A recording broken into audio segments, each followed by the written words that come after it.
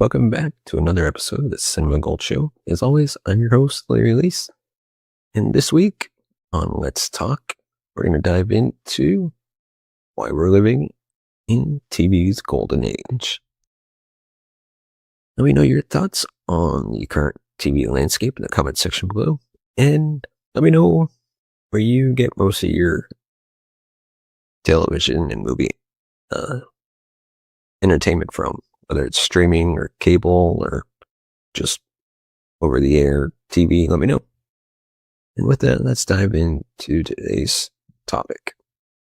Television, as we know it, has come a long way from its earliest days. In the 50s and 60s, the medium was fairly limited in both scope and budget, but it served as a massive cultural unifier. Whether families gathered around a black and white set to watch variety shows or comedic sitcoms, they were united by the simple magic of seeing moving pictures broadcast from somewhere else into their living rooms. Today, we're seeing something far more expansive and arguably more impressive in its ability to captivate, entertain, and provoke thought. Indeed, many critics, fans, and industry experts insist we're living in a new golden age of television. With streaming, high production values, and creative freedom driving innovation, the small screen might actually be overshadowing the big screen. Tonight, we'll explore in detail why we're currently experiencing the best time in history for television. We'll touch on everything from the unparalleled variety of genres available at the click of a button to the fresh opportunities for storytellers that come when creatives are granted greater autonomy. We'll look at the evolution of special effects, the unique interplay between Hollywood's biggest names and streaming giants, and the blossoming diversity of voices making their mark through miniseries, limited runs, and full-length multi-season epics. In short, there's never been a better time to be a TV junkie, and by the end of this discussion, you'll see why. To appreciate this modern golden age, it helps to recall where television. Before we jump back in, I want to take a quick moment to ask for your support. If you enjoy Cinema Gold and everything we've built over the past few years, you can help us grow by heading over to buymeacoffee.com/cinemagold. Every donation, big or small, goes right back into the show. That means better equipment, deeper and more ambitious content, the ability to bring on additional hosts and actually pay them for their time, and ultimately creating a production that matches the passion we put into every episode. And here's the fun part. We want to take Cinema Gold on the road. Live episodes from Comic-Con, D23, and other major events across the country. Imagine us covering breaking announcements, interviewing guests, and giving you behind-the-scenes access from the floor, all in real time. Getting there, filming, traveling, it adds up fast, and your support genuinely helps make that possible. So if you love this show any bit, and you want to help us push it even further, head on over to buymeacoffee.com/cinemagold and donate if you can. It really does make a difference. Well, let's get back into the episode. It began in the mid-20th century. TV was a novelty. People would tune in at specific times of day to watch scheduled programming. The very concept of prime time was born from the phenomenon of everyone finishing their work or school day and then sitting down in the early evening to be entertained, informed, or both. Shows like I Love Lucy and The Ed Sullivan Show brought families together, and TV networks were the final gatekeepers of content. However, while these early eras of television provided a sense of communal experience, they also had very strict slots, rigid regulations, and a limited number of networks. As the decades progressed, cable television began expanding viewers' choices. We moved from 3 major networks in the US, ABC, CBS, NBC, to more specialized channels like HBO, ESPN, MTV, and so on.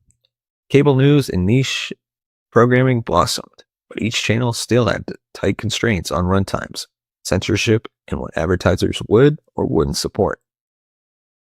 It wasn't that creative people lacked new ideas, but the format remained fairly restrictive. Now leap ahead to the current landscape, we have dozens upon dozens of streaming platforms, from the juggernauts like Netflix, Amazon, and Hulu, to specialized services like Shudder or BritBox. The fresh industry players such as Apple TV Plus and Disney Plus. In addition, there are still cable networks, premium networks like HBO, Showtime, and Starz, with free streaming options. Instead of waiting for a particular broadcast slot, viewers can watch virtually any show at any time. Everything is on demand. They went from scarcity of choice to an embarrassment of riches. And with this abundance has come a new wave of creativity and experimentation like never before.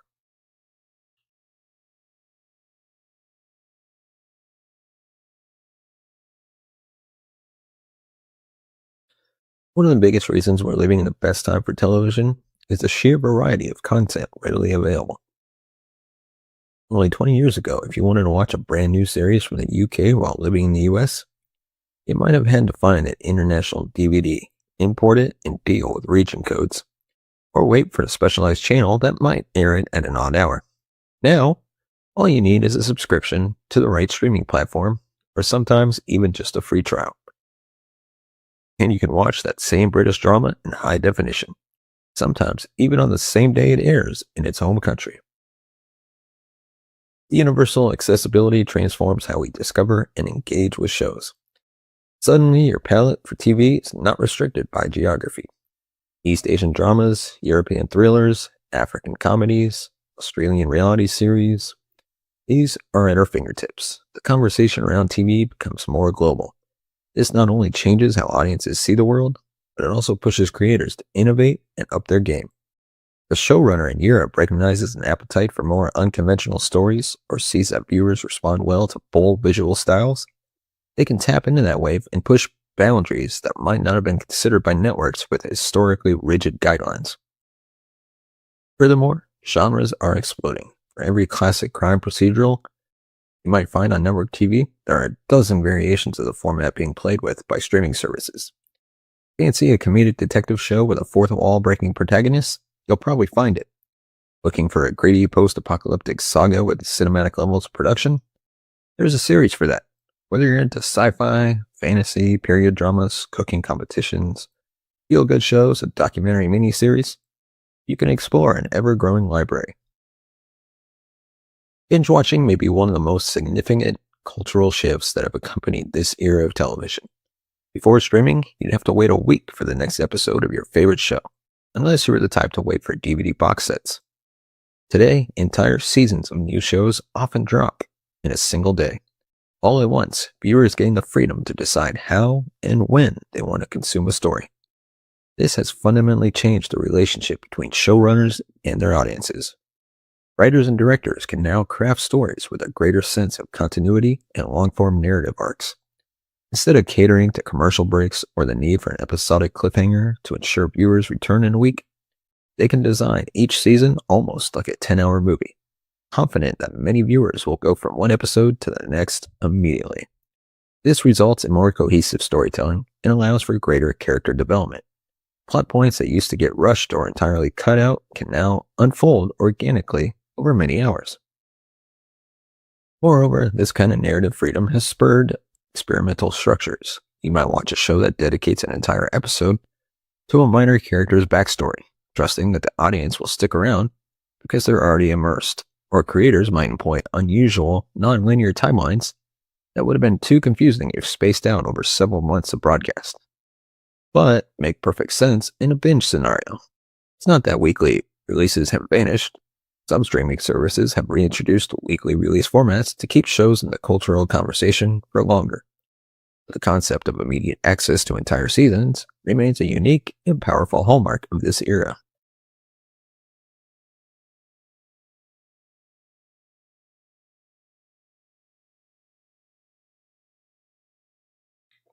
The phrase prestige TV might seem thrown around a lot these days, but it captures a fundamental change. Television is no longer seen as second-class entertainment compared to film. In fact, many actors, directors, and writers who once would have stuck solely to big screen projects now flock to TV for the creative possibilities it offers. Part of this shift is driven by the reality that TV projects can have budgets that rival or even exceed those of mid-tier films. For example, consider HBO's Game of Thrones. It had a per-episode budget that ballooned well into the millions. Some estimates suggest certain episodes cost more than $15 million each. This kind of money translates to top-notch production design, special effects, large-scale location shoots, and crucially, the ability to attract A-list talent both in front and behind the camera. While it's one of the more extreme examples, it underscores that major networks and streaming giants are not shy about investing big money to create captivating television.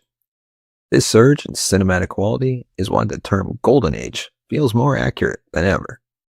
Instead of corners being cut due to small budgets, we're witnessing a push to elevate television to the same level, if not a higher level, of artistry that's typically associated with Hollywood.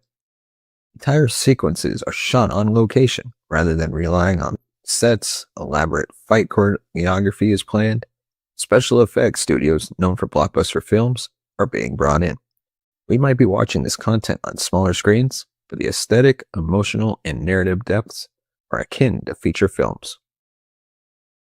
Historically, major networks had to abide by strict censorship guidelines and worry about advertiser sensitivities.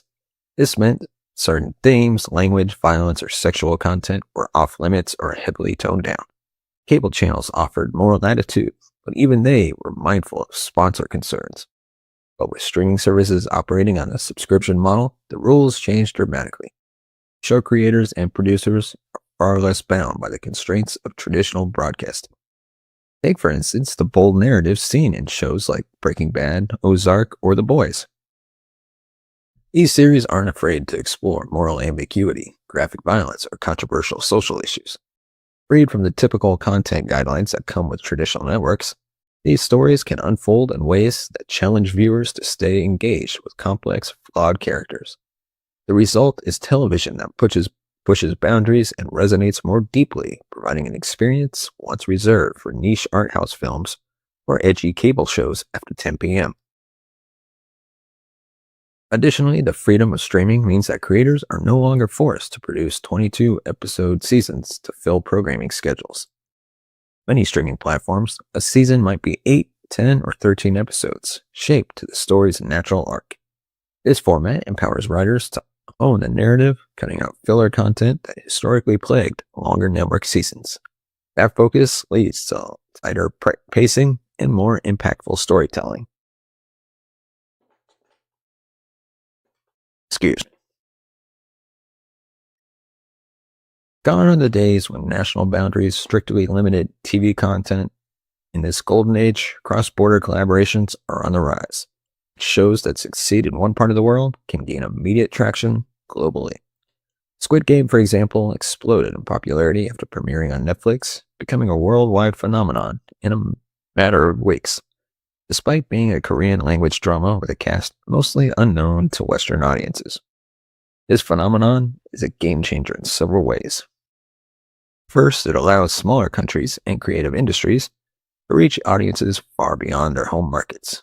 Second, it exposes viewers to new storytelling traditions, cultural perspectives, and fresh takes on familiar genres.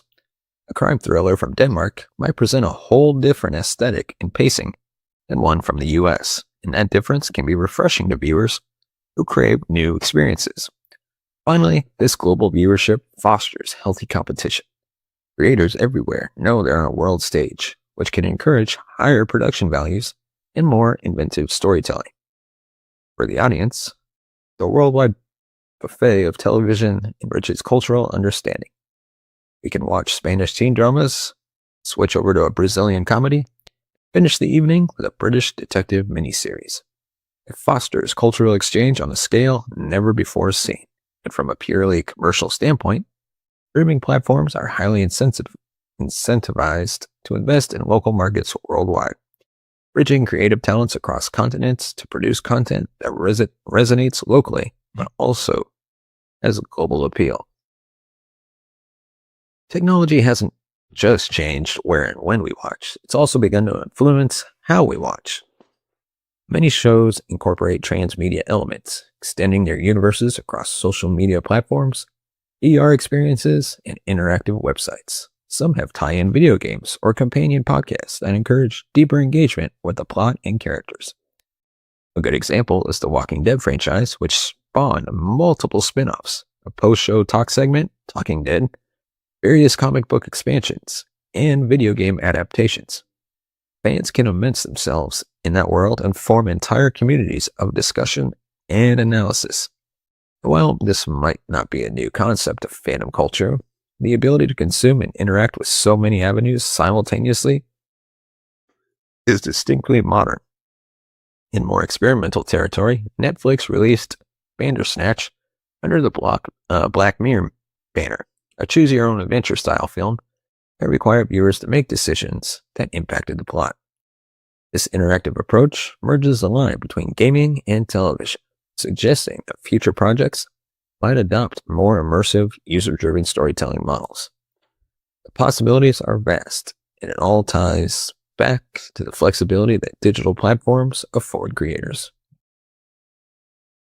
In previous eras, TV ratings and a few critical reviews from industry magazines or newspapers heavily dictated a show's fate.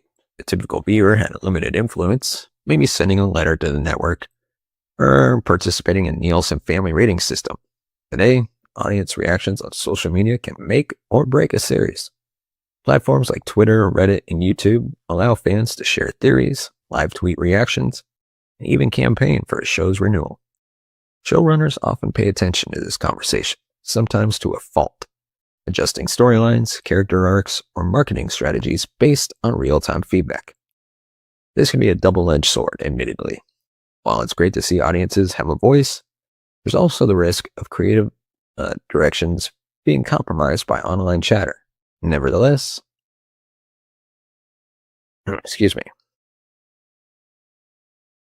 interplay between fans and creators is more dynamic than ever. Moreover, platforms like Rotten Tomatoes or IMDb provide user-generated scores that new audiences might consult before starting a series. The ease of discovering or recommending shows means the word of mouth spreads faster. A compelling pilot can go viral within a day, boosting the show's profile astronomically. Or conversely, a poorly received finale can sour the reputation of an entire show. This heightened user engagement underscores the democratization of opinion in this era. Everyone has a platform to speak from, no matter how small, and that can shape the broader cultural conversation around television. One might wonder how it became so feasible for networks and streaming services to funnel billions of dollars into producing content. Part of the reason is a broader cultural shift. In the last 2 decades, home entertainment setups have improved dramatically. High definition and 4K televisions, immersive sound systems, and fast internet connections turned living rooms into mini theaters. Viewers have grown more inclined to stay home and watch a show comfortably on their own terms than to venture out to the movies.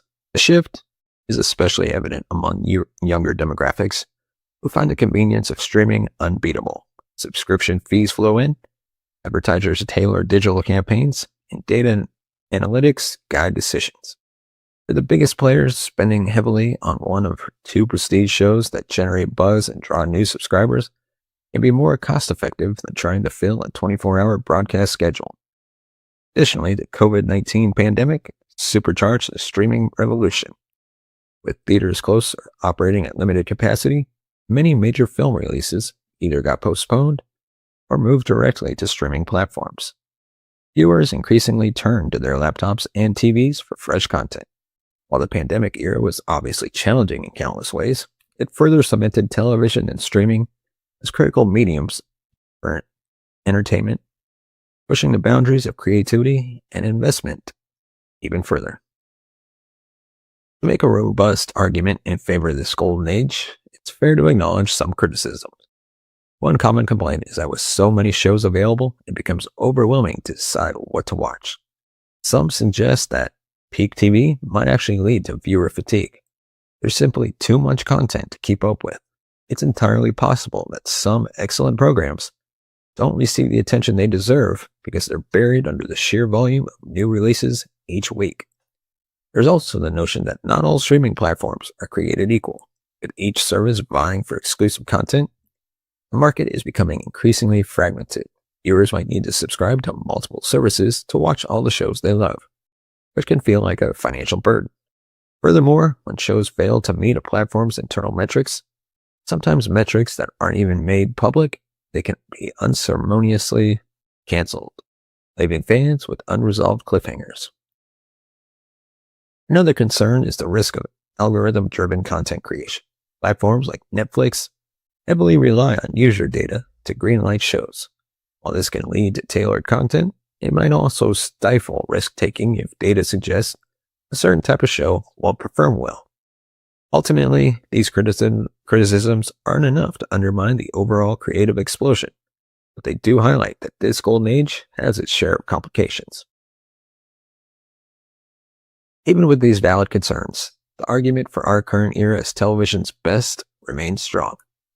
The number of high-quality productions across genres is staggering. Consider the range just within the last few years.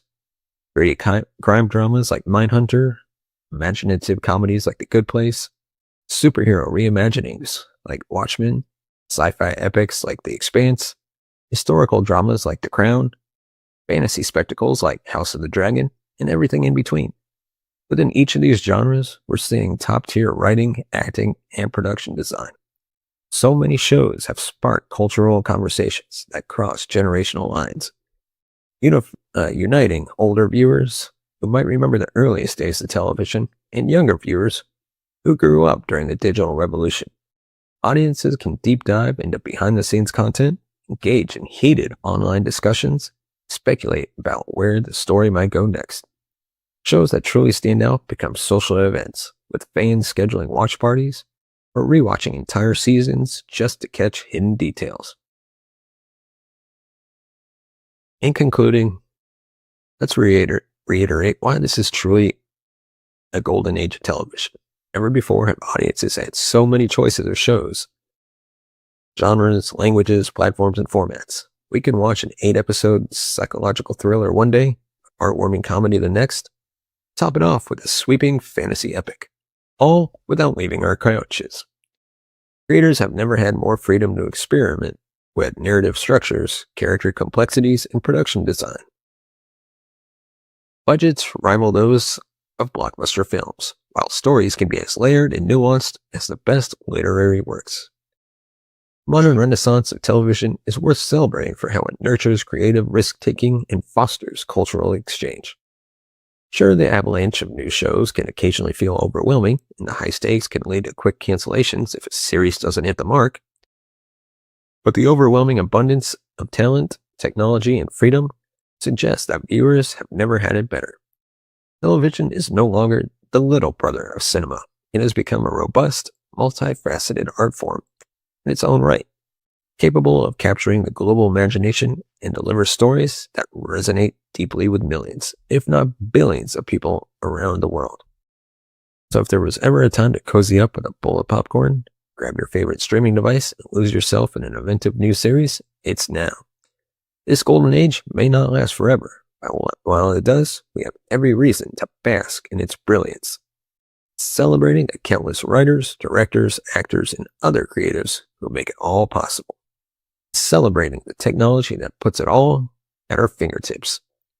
Whether you're a sci-fi addict, a hopeless romantic, an action junkie, or someone seeking new perspectives and global stories, this is the prime moment to be a television aficionado. So with that, let me know your thoughts in the comment section below. Give us a thumbs up if you like our video. Hit that subscribe button down below. Hit the bell notification button to be notified of future videos. And of course, if you want to support the channel, you can buy us a coffee at buymeacoffee.com/cinemagold. As always, thank you so much for watching and listening. We'll see you next time. You're watching a Highwire Media podcast. Hello and welcome to the Cinema Gold Show. As always, I'm your host, Larry Lease. On today's episode of Let's Talk, we're going to dive into ensemble casts versus solo leads. Before we do that, give me your thoughts on this debate in the comment section below. And with that, let's dive right in. From the earliest days of cinema, the idea of the movie star has been deeply embedded in the cultural fabric of storytelling. While ensemble casts offer a rich tapestry of perspectives, it's often the solo lead, the singular force driving the narrative, that leaves the most lasting impression. Whether it's Humphrey Bogart lighting a cigarette in Casablanca, or Julia Roberts walking confidently down Rodeo Drive in Pretty Woman, solo leads command attention in a way no group dynamic ever can. This isn't to say ensemble casts are without merit. They can be expansive and entertaining, often capturing a wide range of experiences. But there's something about following a single character from beginning to end that allows audiences to form a deeper bond. Solo leads anchor the story emotionally and provide clarity and structure and focus. They give us someone to root for, someone to fear for, and someone through whom we process the themes of the story. Tonight, we'll dive deeper into why solo leads tend to be more engaging. We'll explore their historical roots, emotional resonance, marketability, psychological impact, and enduring appeal. Through case studies and data, we'll make a compelling case that while ensembles can entertain, it's the solo star who truly shines. The movie star is not just a product of the industry, it's the industry's foundation. During the silent film era, audiences would flock to see performers like Charlie Chaplin or Buster Keaton, regardless of the film's premise. It was their presence that sold the ticket. As the studio system emerged, actors were signed to long-term contracts and groomed into marketable icons. Clark Gable, Ingrid Bergman, James Stewart, and others weren't just actors. They were larger-than-life personas people returned to over and over again. And the legacy continues today. Whether it's Al Pacino, who wasn't famous because of The Godfather, he became a lasting icon because of how deeply he anchored that story. The camera followed Michael Corleone's every move. Audiences watched him evolve from war hero to mafia boss. Meryl Streep's name alone is now synonymous with prestige, range, and emotional complexity. These stars carry the cultural memory of their eras, and their presence elevates even a mediocre script. Historically, solo leads also shape genres. Think Clint Eastwood in westerns, Bruce Lee in martial arts, or Jim Carrey in slapstick comedies. These weren't just actors and stories, they were avatars for the genre itself. That level of cultural power is nearly impossible to replicate with an ensemble. At the heart of every memorable film is an emotional core, and that core is almost always a single protagonist. Solo leads offer audiences a consistent emotional through line. We don't have to jump between multiple story arcs or shift perspectives. Instead, we're allowed to sit inside one character's world, experiencing their fears, joys, regrets, and triumphs in real time. Take Erin Brockovich. Julia Roberts didn't just play the role, she became the story. Every twist in the plot was filtered through her tenacity and heart. Audiences cried with her, cheered with her, and felt vindicated when she finally won. The journey felt personal. Contrast that with ensemble films like Crash. While the film presents multiple stories intersecting lives and offers important social commentary, the emotional impact is spread so thin that few characters feel fully fleshed out. As a result, we may remember the film's themes, but we don't remember the characters themselves. Solo leads act as a conduit between the viewer and the story's emotional core. When we focus on one character, we feel every shift in their development with sharper intensity, making the story more rewarding.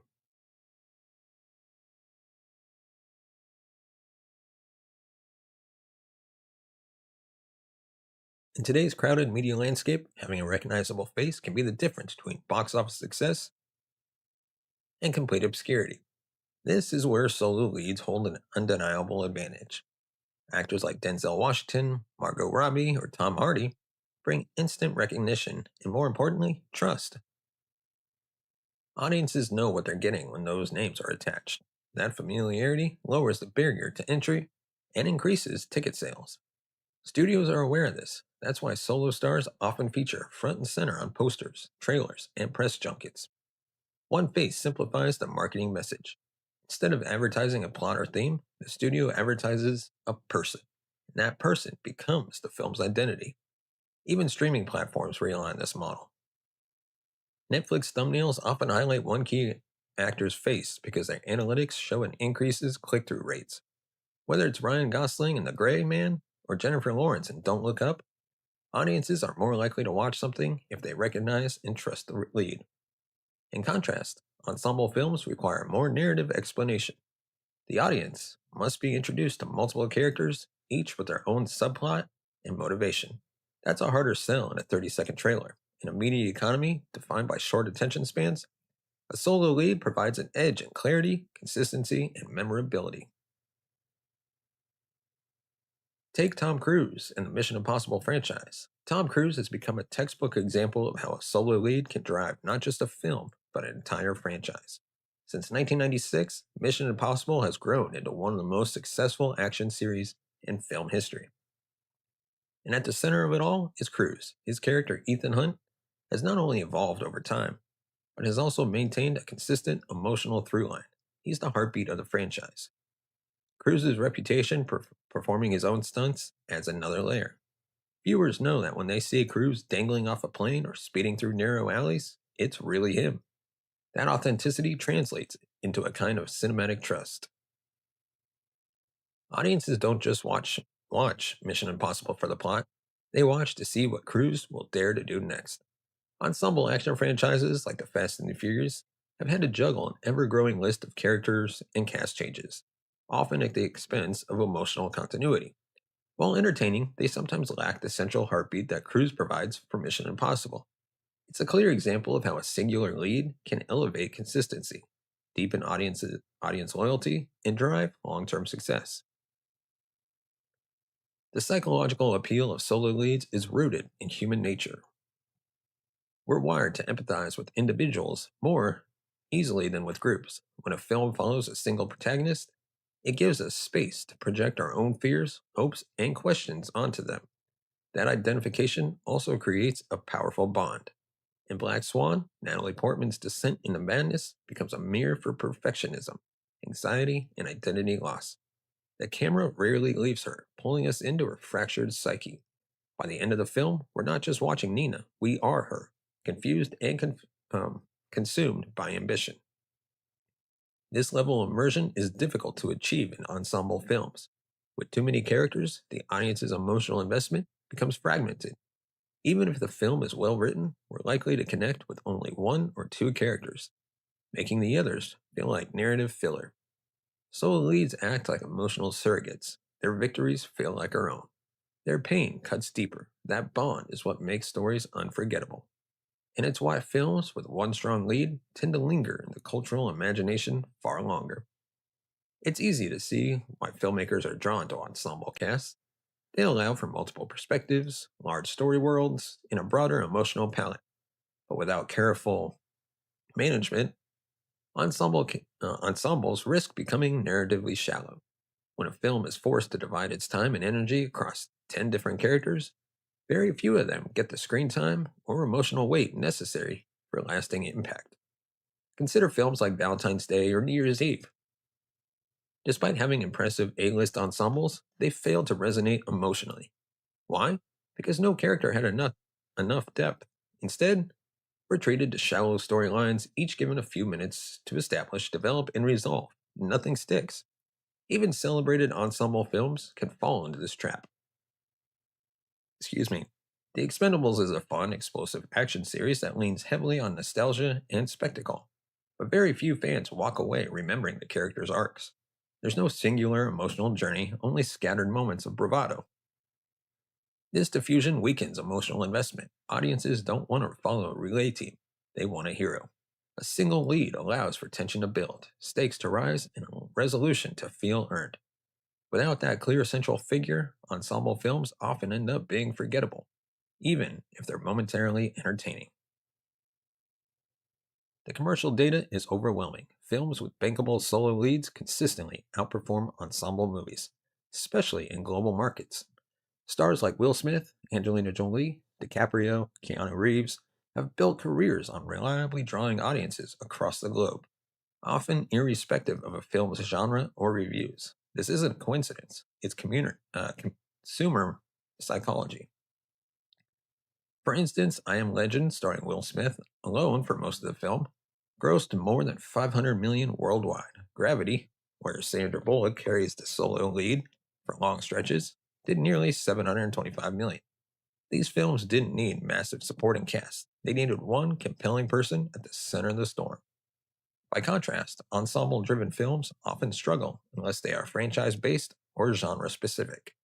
Even then, many rely on a core anchor to keep the audience engaged. Think Iron Man in the Avengers or Katniss in the Hunger Games, who, while surrounded by supporting characters, are clearly the emotional and narrative centers.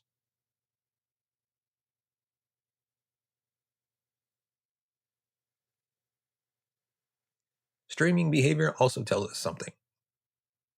Netflix, Amazon, and Hulu all rely on face-driven thumbnails and metadata, tagging to catch users' attention. The system is built on the assumption that people click on people, not concepts.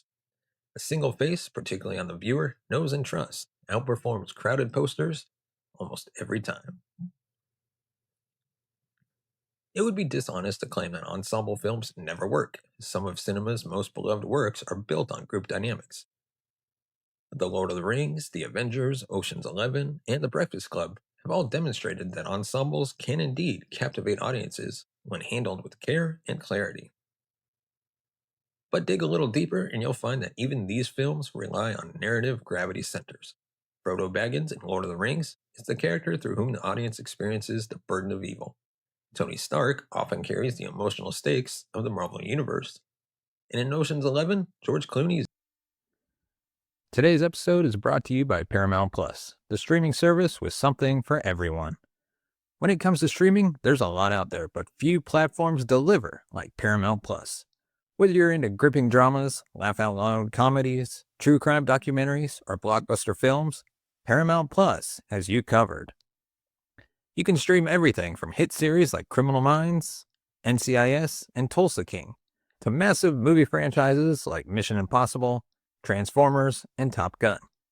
Plus, there's a constantly growing library of Paramount Plus originals that keep you coming back for more, including 1923, Special Ops Lioness. And it's not just shows and movies, you also get live sports, including the NFL on CBS, college football, the UEFA Champions League matches, and you can even stream your local CBS station live for breaking news and special events. Here's the best part. Right now, you can try Paramount Plus free for 1 week. Yep, a full week of unlimited streaming completely free. Just go to ParamountPlus.com or click the link in the description to start your free 1-week trial today.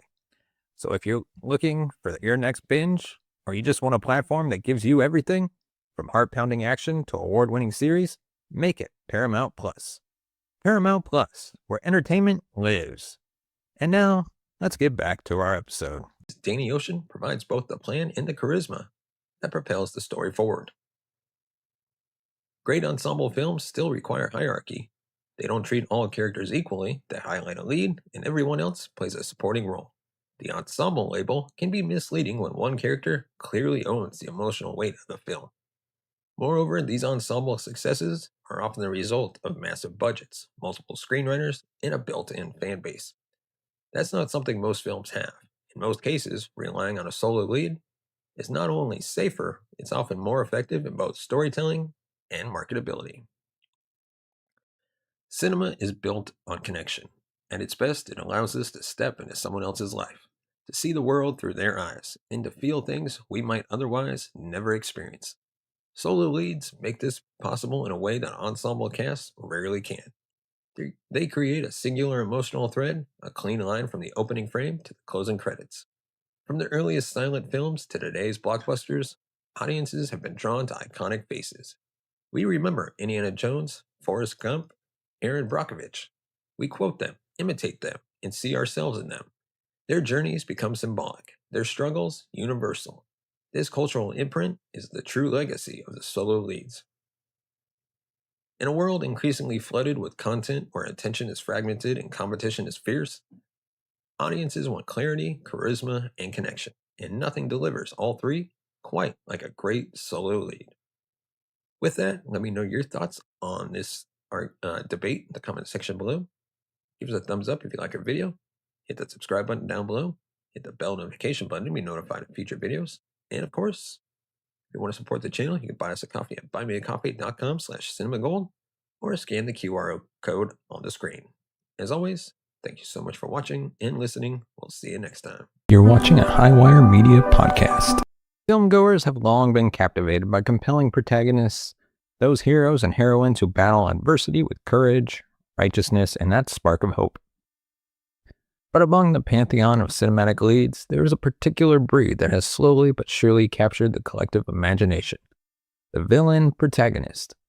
A villain protagonist, in simple terms, is a central character who embodies qualities typically understood as evil, morally reprehensible, or at the very least, morally questionable. Instead of rooting for a hero on a straightforward quest to vanquish evil, the audience finds itself following the journal of one whose motives, ethics, or methods might well land them on the opposite side of virtue. Yet, paradoxically, these journeys can be equally enthralling, if not more so, than those involving standard heroes. In recent years, the popularity of films centered on characters who dwell in the moral gray area, or even the definitively dark side of a sword. We see it in the fascination with spin-offs like Maleficent, Joker, Cruella, Venom, and in the success of darker television protagonists like Walter White from Breaking Bad, Tony Soprano from The Sopranos, or Dexter Morgan from Dexter. Their narratives offer a refreshingly twisted perspective on what it means to be the center of a story. Why do so many viewers find themselves spellbound by the exploits, rationalizations, and ultimate fate of an unapologetically bad character? Tonight, we argue passionately in favor of giving villain protagonists their own movies, far from encouraging morally bankrupt behavior. These films can serve as windows into the complexity of human nature, showing us how fragile our moral compasses can be, highlighting the social and psychological factors that shape one's path to villainy, and exploring universal questions about identity, responsibility, and redemption. Moreover, from a purely creative standpoint, stories told from a villain's viewpoint often breaks from formulaic tropes and inject an edge of excitement that many traditional hero-centric narratives can fail to deliver. Over the course, we will break down multiple angles: cultural, psychological, commercial, and artistic, all of which justify the rise of villain-led stories and suggest that we should not only embrace their existence, but actively encourage more of them. Alright, TV and movie fans, let's be honest. Keeping up with your favorite shows, new releases, and live events can feel like a full-time job. You got one app for binge watching, another for live TV, a separate one for sports. Before you know it, you're paying for 5 different services and still missing out on what you actually want to watch. Well, Hulu plus Live TV changes all of that. With Hulu plus Live TV, you get the best of both worlds. Not only do you have access to Hulu's massive streaming library, we're talking thousands of movies, hit TV series, and exclusive originals, you also get over 90 live channels including ESPN, ABC, FX, Fox, NBC, and more. That means live sports, breaking news, and your must-watch reality TV all in one place. Plus, let's talk convenience. No cable box, no contracts, no hidden fees, just instant access to the shows and games you love, whenever and wherever you want. Watch on your TV, laptop, phone, or tablet. It's completely up to you. So if you're tired of the hassle, the high prices, and the constant FOMO when a big game or season finale drops, Hulu plus Live TV is your all-in-one solution. Sign up today, cancel anytime, and start watching the way TV was meant to be on your terms. Get Hulu plus Live TV now and never miss a moment. Use the link in the description and join today. To build a strong case for more villain-led films, we first must clarify what we mean by villain protagonists. One could argue that there is a sliding scale that includes anti-heroes, morally ambiguous characters, and outright villains. By villain protagonists, I'm referring to a central character who outright embodies villainy, at least in their methodology or in their overarching goals, even if we find sympathetic angles buried in their motivations. This is more than just a gritty hero or a rebellious anti-hero. The best and most compelling villain protagonists are those who exhibit distinct moral divergence, internal logic or rationalization, narrative centrality, and significant conflict. Examples abound. The classic gangster film Scarface famously places Tony Montana center stage. He is a ruthless criminal, but viewers are still enthralled by the chaos he unleashes on his path to power. More recent pieces, like Todd Phillips' Joker from 2019, show how focusing on a notorious villain's perspective yields strong audience engagement and critical debate. Thus, while an anti-hero might be the gentler cousin of the concept, the true villain protagonist is unflinching in making destructive choices. Yet, paradoxically, these choices can become an integral part of a film's unique draw. Villain protagonists are not an entirely new invention.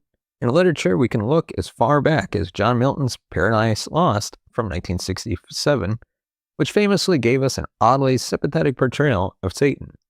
Though widely regarded as a cunning manipulator and a rebellious angel destined to be the epitome of evil, many readers and subsequent literary critics have pointed out that Satan in Paradise Lost is arguably the most dynamic and intriguing character in the poem. Milton's portrayal offered a nuanced perspective that invites curiosity, setting a precedent for the idea that even evil characters can command an audience's sympathy, or at the very least, fascination. In cinema, early gangster films of the 30s, such as Little Caesar and The Public Enemy, showcased criminals as central figures. Though these films were heavily regulated by the production code, the Hays Code at the time, and often ended with the criminal's downfall, they opened the door to the concept that morally compromised characters could sit in the protagonist's seat. Audiences continued to relish such darker stories, particularly in film noir during the 40s and 50s. Movies teeming with femme fatales, crooked detectives, and morally ambiguous leads. With directors exploring the complexities of flawed individuals, it became clear that the public had a significant appetite for darker, twisted main characters. Post-1970s cinema, especially after the collapse of the studio system and as independent filmmakers gained more influence, further paved the way for morally compromised leads. A Clockwork Orange gave us sadistic, violent, but undeniably arresting in its energy and rebellious spirit. The Godfather placed the Corleone family, criminals by any metric, at the center of one of the greatest American films ever made. Audiences suddenly found themselves emotionally invested in the tragedy and the moral struggles of violent men. These examples highlight a key truth. The idea of a villain or a morally problematic character at the heart of the narrative has been an enduring concept, reaffirmed across cultural moments. While anti-heroes are not always full-blown villains, they occupy a neighboring conceptual space that can lead to full-blown villainy. The growth of the anti-hero archetype in television, seen prominently since the late 90s and early 2000s, in series such as The Sopranos, The Shield, and Breaking Bad, reflects shifting audience tastes. People began gravitating toward flawed, complex leads whose moral compass might not always point north. Tony Soprano, for instance, is a mafioso, a murderer, and a manipulator, but his personal struggles and raw honesty in therapy sessions made viewers connect with him in ways unimaginable a few decades prior. What we can learn from this is that as mass media evolves, so do societal tastes and the tolerance for morally dark protagonists. The rise of streaming platforms further magnifies these tastes. With so many viewing options available, audiences can afford to explore edgier, niche content that might not have enjoyed mainstream success a generation earlier. When people find themselves enthralled by the mental gymnastics of a Walter White or the vigilante violence of a Dexter Morgan, we see that the modern audience is hungry for layered characters, individuals who challenge them to keep watching, to reevaluate their own moral stances, and to witness a story that differs from the typical hero's journey. If these shows have taught us anything, it is that a protagonist's moral purity is far from a mandatory requirement for success. Now let's dive into the psychological factors fueling our fascination with villain protagonists. Why do audiences flock to see Joker's descent into madness or find themselves cheering for a cunning gangster? Well, to start off, you have forbidden fantasies and the taboo. At some level, people are drawn to witnessing rule breakers and outlaws in action. Media allow us a safe place to explore the dark side of human nature. While we may disapprove of their actions in real life, seeing these characters break social conventions stirs a sense of danger and excitement. There is a thrill in crossing lines vicariously through a story, an exercise that can help people examine the boundaries of their own morality. Number 2, you got the moral complexity and the gray areas. Villain protagonists exist in moral terrain that is anything but black and white. They force us to question not only their motives, but also the societal structures that shape them. By giving a villain their own film, creators can highlight the vulnerability, trauma, or systematic injustice that catalyze their descent. This often reveals how villainy can be, in certain contexts, a reaction to oppressive circumstances or emotional turmoil, prompting audiences to contemplate social justice and empathy. And then you have catharsis. There is a certain cathartic release in seeing an unfiltered expression of anger, revenge, or rebellion. While we do not condone such behavior in our daily lives, these fictional explorations can be a form of emotional purging. Think about how many viewers of Joker reported feeling pity or a twisted sense of sadness for Arthur Fleck. Such catharsis can be psychologically cleansing, making us appreciate the moral and social boundaries in our real lives. And of course, you have the identification with the outsider. Human beings often empathize with the outsider or the underdog. Ironically, even a villain protagonist can be framed as an outside, persona non grata whose cause is in some twisted way overshadowed or dismissed by the ruling norms. When we understand the character's background, struggles, or betrayal by society, we might come to see their villainous acts as a response to pain or a desire to challenge a hypocritical world, and this phenomenon reveals just how flexible human empathy can be. And then you have the allure of power and control. Villain protagonists often embody a sense of power and autonomy that heroes sometimes lack, as heroes may be bound by principles. Villains can, on a whim, seize control of situations, bend circumstances to their will, and disregard the typical constraints that hamper everyday people. There is an allure to imagining oneself momentarily freed from societal or moral structures. All these elements underscore that villain-led narratives can be meaningful, psychologically resonant journey.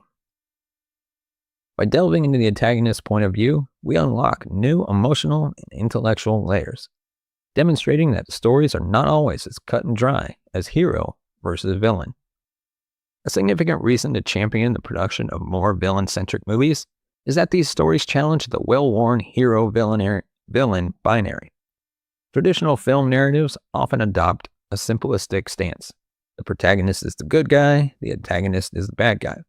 While such a formula can produce compelling works when executed creatively, it rarely invites the audience to question their own presumptions.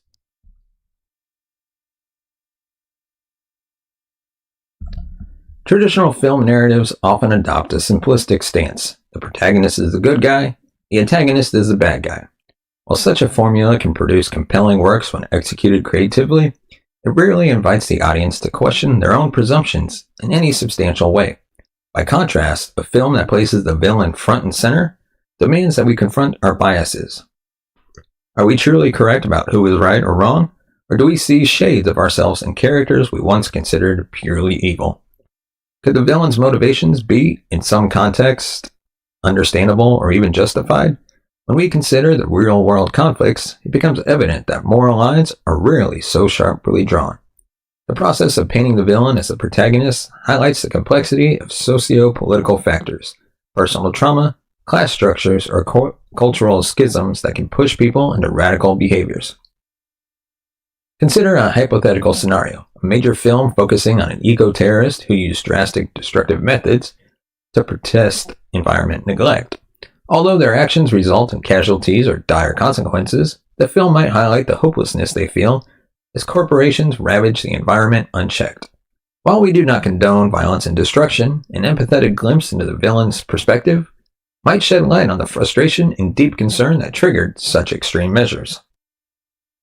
This reflection might then spark a broader conversation about activism, climate injustice, or the moral cost of progress. Traditional hero-centric films that reduce such an activist to a one-note antagonist might overlook the humanity or legitimate concerns fueling their actions. Breaking away from the classic hero-villain mold enriches the cinematic landscape with narratives that mirror our complicated world. Real life is not simply a battle between good people and evil people. Rather, it is a web of compelling interests, each with its own rationalizations. Watching a villain protagonist navigate this labyrinth reveals truths that might otherwise remain hidden under the veneer of the more comforting hero archetype. And then there's a cultural reflection. You have society's evolving taste for darker themes. Society's thirst for villain protagonists can also be seen as a symptomatic of our evolving cultural consciousness. In an age dominated by complex socio-political realities, financial disparities, and the unstoppable flow of polarizing information, many might feel an increasing sense of disillusionment with simplistic moral narratives. The old stories of the unblemished hero triumphing over unequivocal evil can sometimes feel out of step with a reality that seems increasingly moral ambiguous. Moreover, social media has made it easier for marginalized voices to express discontent, shining a light on the systemic biases and structural injustices that traditional media narratives once glossed over. In this environment, it is perhaps more natural for creators and viewers to explore protagonists who are deeply flawed or even more malevolent, as a means of parsing the nuanced moral equations that define contemporary life. Films that embrace villain perspective can thus hold up a mirror to society's contradictions, frustrations, and moral rifts. The fact that these characters are no longer relegated to the fringes of storytelling, but are instead placed at the narrative forefront, indicates a craving for truth, albeit sometimes an uncomfortable one. When a villain's protagonist story resonates, it suggests that society is wrestling with complicated emotions, grappling with the difference between how we want the world to be and how it actually is. We cannot ignore the fact that the show business is still a business. One might ask whether villain lead stories are financially viable, or whether they are more niche experiments. Recent box office successes offer an answer. They can absolutely be commercial powerhouses. Take Joker from 2019, which stunned critics and audiences alike by grossing over $1 billion worldwide, made with a comparatively modest budget for a comic book film. Joker soared to become one of the highest grossing R-rated movies of all time. Similarly, Disney's Maleficent from 2014 turned the famed Mistress of All Evil from Sleeping Beauty into a lead whose story earned over $750 million worldwide, enough to inspire a sequel. Cruella brought new life to the puppy-hating villainess from 101 Dalmatians, reimagining her as an ambitious, fashion-forward anti-hero with a tortured background, ultimately resonating enough to generate healthy box office returns and glowing fan reception. The success of these movies underscores that the mainstream audience is open to seeing beloved or iconic villains take the spotlight in innovative ways. Moreover, with the marketing machinery of major studios behind them, these films can captivate the public imagination by offering a fresh approach to familiar properties, where superhero films risk saturating the market with hero saves the day formulas. A villain spin can stand out in a crowded schedule, potentially attracting viewers bored with repetitive tropes. Additionally, there is a built-in advantage when focusing on established villains. Characters like the Joker, Maleficent, or Cruella de Vil carry brand recognition. But beyond brand recognition, each new villain-led film can expand on a property's lore, villain backstories, and craft new angles that can foster deeper emotional investment from fans. This becomes a financially appealing prospect for studios, particularly when they can promote these narratives as daring and subversive, pulling in curious viewers along with devoted fans.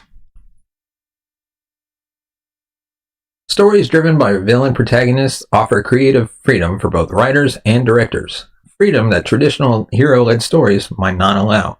So many cinematic tropes revolve around the hero's journey: the call to adventure, the refusal of the call, the mentor's wisdom, the confrontation with evil, the dark night of the soul, the triumphant return, and so on.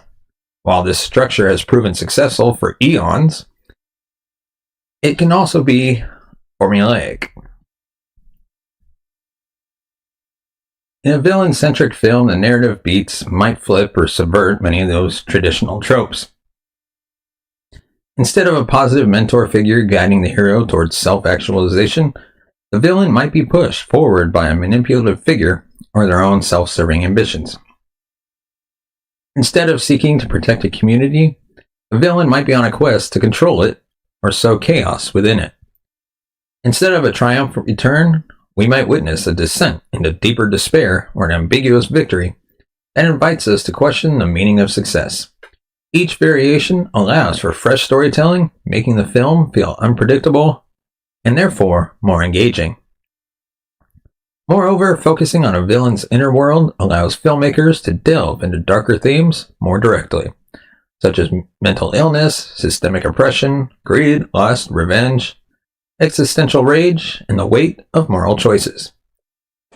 This can lead to innovative visual styles and tonal shifts. Take a film like Joker, which leaned heavily on visual motifs, reflecting the protagonist's deteriorating mental state, a gritty, worn-down Gotham that felt all too real. That departure from the slick, hero-centric style offered something fresh, raw, and artistically invigorating.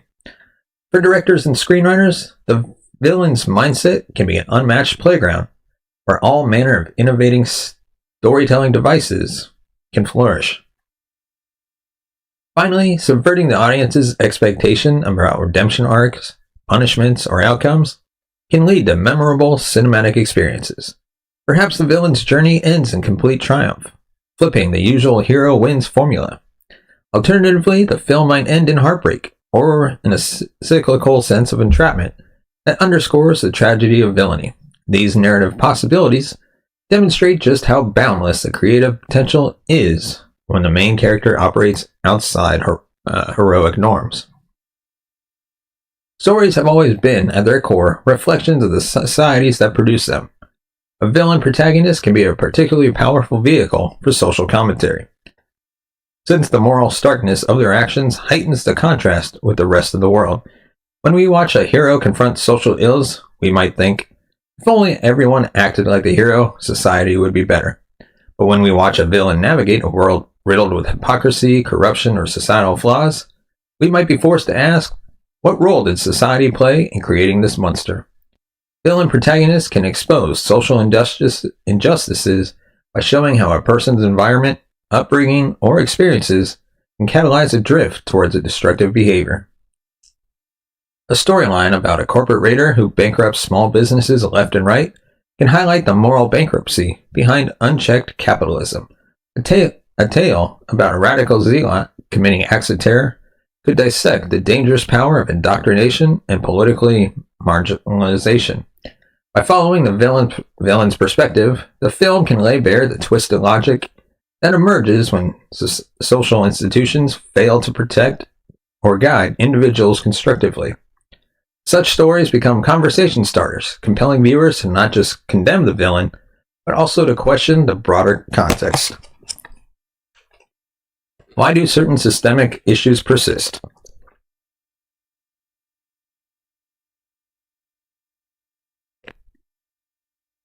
How do societal prejudices, poverty, lack of mental health support, or institutionalized corruption push individuals to take extreme routes? The villain protagonist is not just a personal anomaly, but sometimes a symptom of broader sickness. In this way, these films can spark deeper public discourse, urging us to examine the societal frameworks you may have taken for granted. Another compelling reason to champion more villain-led stories is the opportunity they offer to practice empathy in challenging contexts. We often think of empathy as the ability to understand and share the feelings of someone we perceive as good, or at least harmless. However, developing empathy for a villain protagonist without necessarily condoning their actions can strengthen our emotional intelligence. It asks us to stretch our understanding of human motivations, suffering, and rationalizations. By engaging with a villain's point of view, we learn the difference between empathy and approval. We can say, I see why this individual feels this way. I see the heartbreak or rage that drives them, while still condemning the moral failings that led to destructive behavior. This kind of empathic approach to storytelling is crucial in a world where demonizing those we consider other is often the path of least resistance. Media that facilitate empathy, even for dark characters, reminds us that no one is born evil in a vacuum. They might be shaped by personal or societal forces. A film that exemplifies this nuance can foster broader discussions about how we treat each other and how we address systemic issues that breed hostility.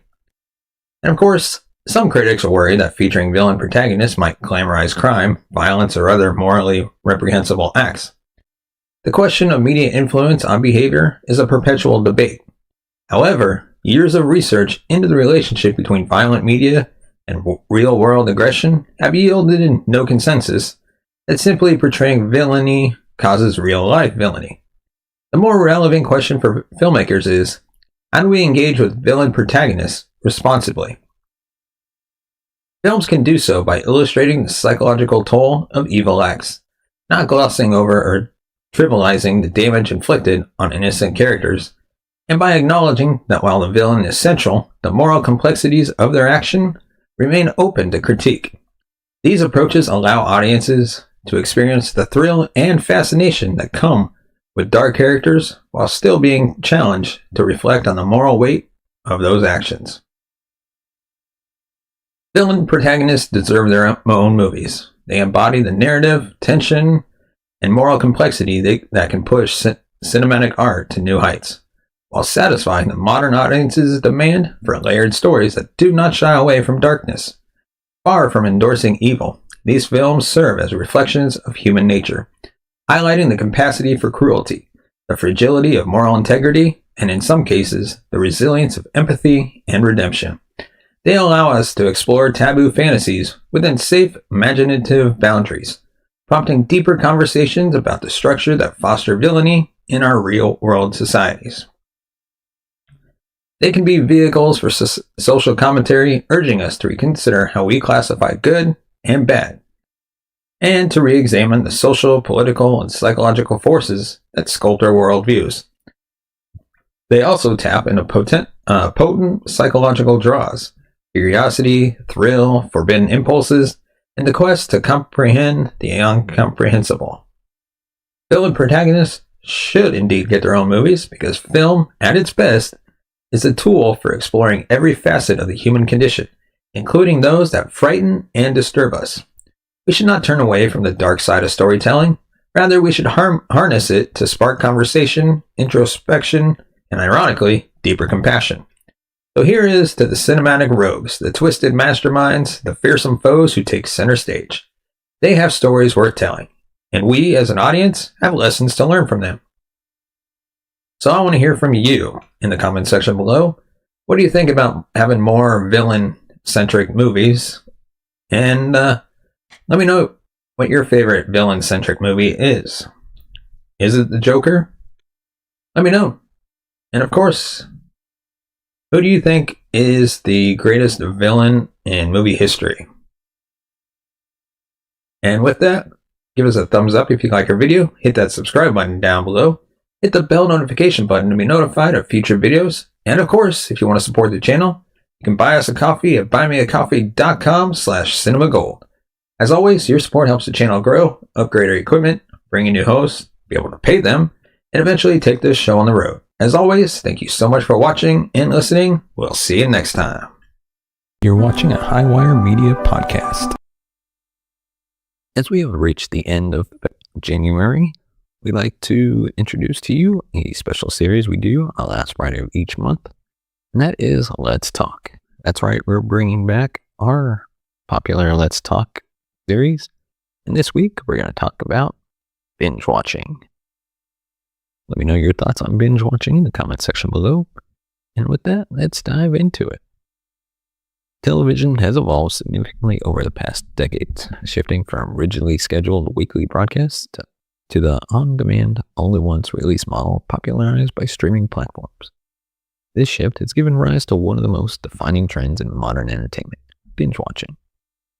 Some critics argue that consuming multiple episodes in a single sitting diminishes the viewing experience, claiming it leads to shorter attention span, a loss of anticipation, or even negative health benefits. However, the advantages of binge watching far outweigh the criticisms. From deeper emotional engagement and greater accessibility to enhanced storytelling and social connection, binge watching is more than just a trend. It's the best way to watch TV. So let's break down why this modern viewing habit is not just convenient, but also the most fulfilling way to enjoy television. The magic of television lies in its ability to transport viewers into another world, immersing them in rich narratives and complex characters. However, the traditional model of weekly episodic releases often disrupt this immersion. When episodes are spaced out over time, viewers are forced to step in and out of a show's universe, breaking the natural flow of storytelling. Binge watching, on the other hand, allows for an uninterrupted experience, keeping audiences deeply engaged and fully invested in the narrative.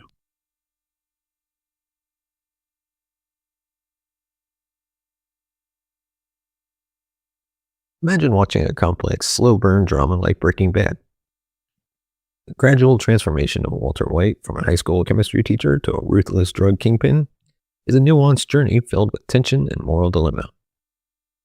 If you had to wait a full week between episodes, much of that tension would dissipate. Details can be forgotten, subtle character moments might lose impact, and the emotional weight of certain plot developments could be diminished. With binge watching, the intensity remains intact, and viewers can watch the story unfold in a way that feels natural and seamless. Some shows are even structured with binge watching in mind. Take Stranger Things, which often builds towards season-long climaxes. The show weaves multiple character arcs and mysteries together, making it difficult to remember key details if you watch episodes sporadically. Binge watching ensures that viewers don't miss the subtle foreshadowing and connections that make the story more rewarding. It also helps maintain a sense of urgency, keeping the adrenaline pumping as you follow Eleven, Mike, and the gang through their supernatural adventures. Additionally, binge watching eliminates the frustrating previously on recaps that take up precious time at the beginning of each episode. When watching episodes back to back, there's no need for these reminders. You remember everything because you've just seen it. This allows for a streamlined, more engaging viewing experience that respects both the story and audience. Television storytelling is often built around emotional arcs where characters evolve through struggles, triumph, and setbacks. When episodes are spread out over weeks or months, viewers can lose the emotional momentum necessary to fully appreciate these journeys. By contrast, binge watching maintains emotional continuity, allowing audiences to experience character development in a more profound and impactful way. For example, a show like This Is Us thrived on its ability to evoke strong emotional reactions from its audience. The show jumps across multiple timelines, following the Pearson family through decades of love, loss, and reconciliation.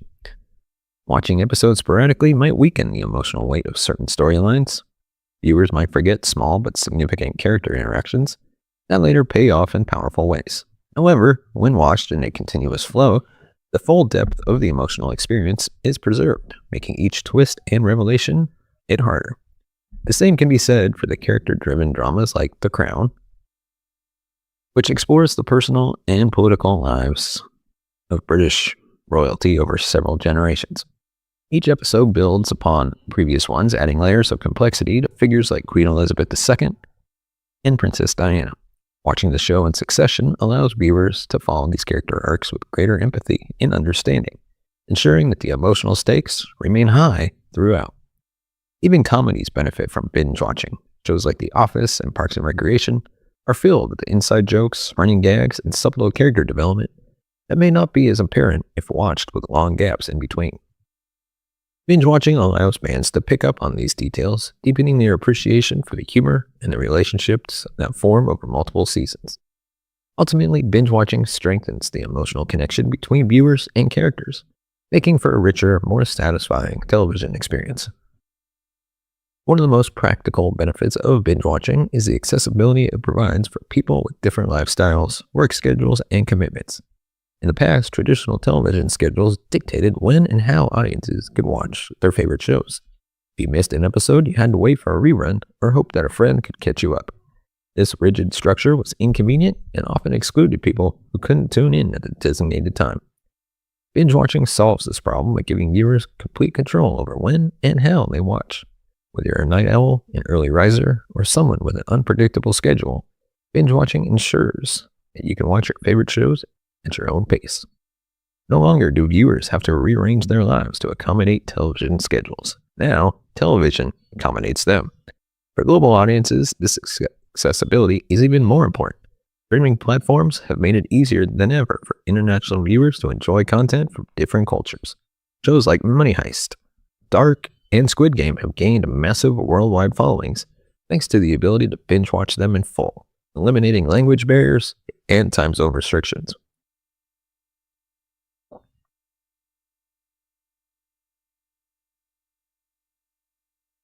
Additionally, binge watching allows people to catch up on shows they may have missed when they first aired.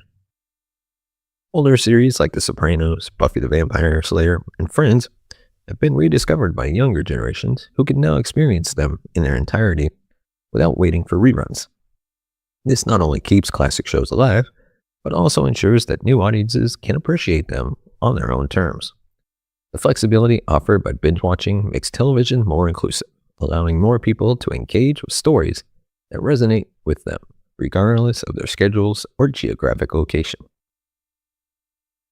Common criticism of binge watching is that it leads to isolation, but in reality, it often fosters stronger social connections. The rise of binge-worthy shows have created massive online communities where fans gather to discuss theories, dissect episodes, and share their excitement. Consider the explosion of online conversations that followed the release of Stranger Things, The Witcher, or Game of Thrones. When an entire season drops at once, it generates widespread discussion across social media platforms, Reddit forums, and fan blogs. Viewers who binge watch a series can fully participate in these discussions, engaging in deep, meaningful conversations about characters, plot twists, and Easter eggs. Binge watching also strengthens in-person relationships. Many people watch shows together as a bonding activity, whether it's with a partner, family members, or a group of friends. Shows like Breaking Bad or The Mandalorian become shared experiences that create lasting memories. Sitting down for a weekend-long marathon with a loved one can be just as meaningful as going on a trip or attending a concert together. Moreover, binge watching eliminates the fear of spoilers that often plagues weekly release shows. When a new episode airs every week, there's always a risk that a key plot twist will be ruined before you get a chance to watch it. With binge watching, everyone can watch at their own pace, reducing the chances of unwanted spoilers and allowing for more natural conversations about the show. In a world where digital interaction is increasingly important, binge watching provides a unique way to connect with others, creating a shared cultural experience that transcends geographical and social barriers. Cliffhangers have long been a staple of television storytelling used to keep audiences hooked and eager for the next episode. While they can be an effective tool for maintaining suspense, they can also be frustrating when resolution is delayed by an extended period. Traditional weekly TV schedules often leave viewers agonizing over unanswered questions for days, weeks, or even months in the case of season finales. Binge watching eliminates this frustration by allowing audiences to immediately move on to the next episode and get the answers they crave.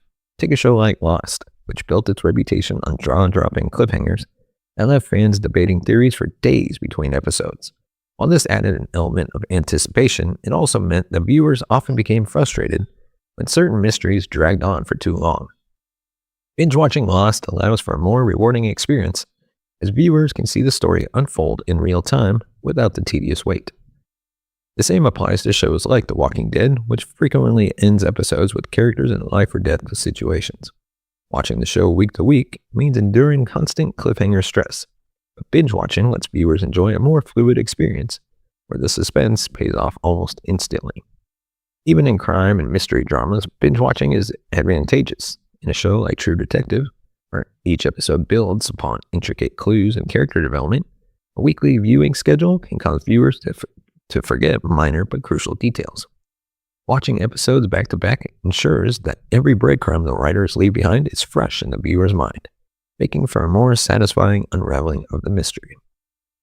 Ultimately, binge-watching transforms cliffhangers from manipulative plot devices into engaging storytelling tools, ensuring that audiences stay invested without the unnecessary frustration of waiting.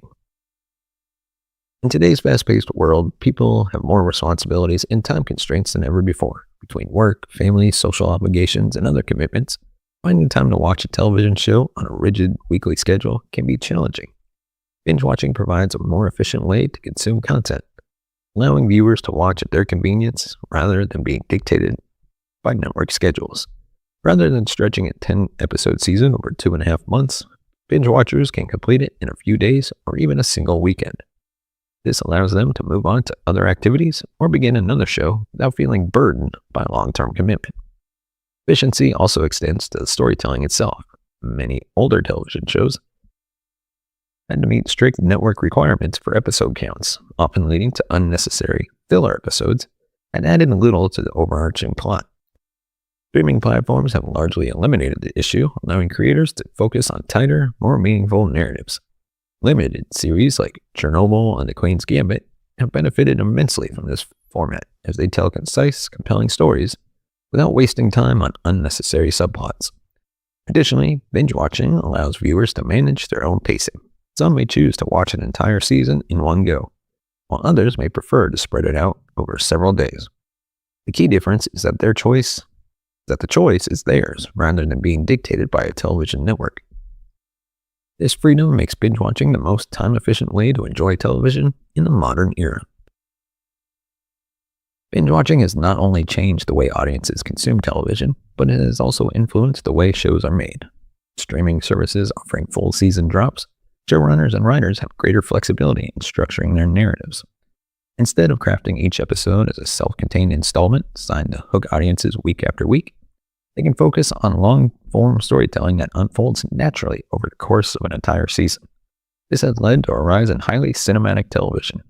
Our entire seasons feel like an extended film rather than disjointed episodic content. Shows like Mindhunter, House of Cards, and Narcos have embraced this style, telling tightly woven narratives that feel more cohesive when watched in succession. These shows wouldn't be as effective in a traditional weekly format, as their strength lies in a gradual character development and intricate plotting. Binge watching also enables more ambitious and experimental storytelling techniques.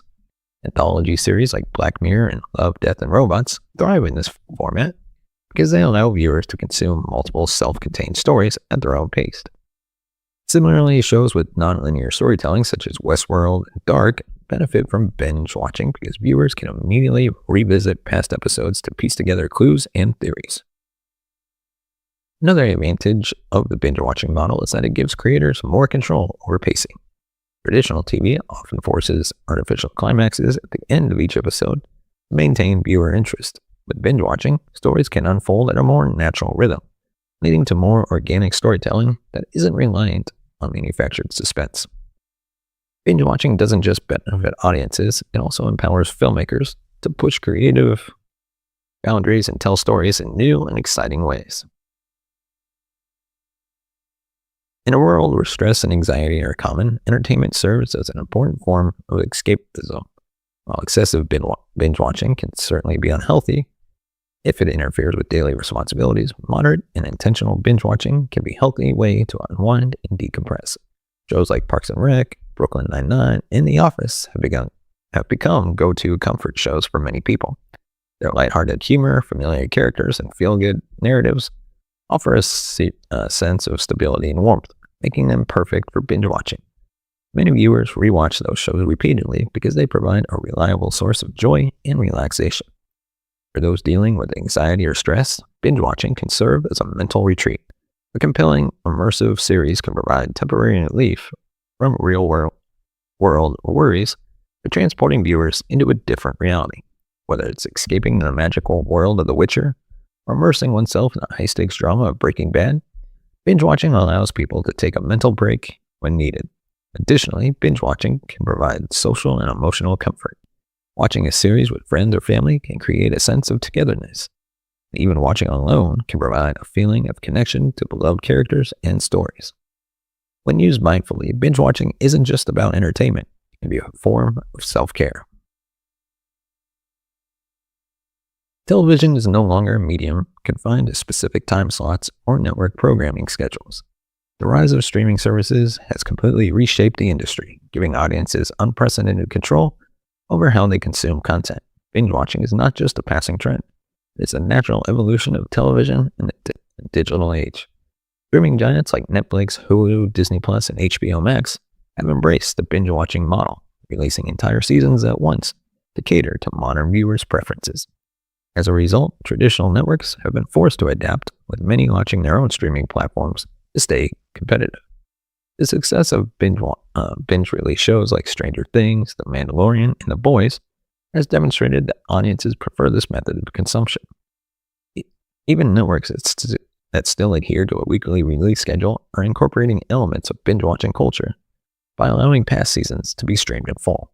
As technology continues to evolve, likely that television will become even more personalized, with algorithms curating content based on individual viewing habits.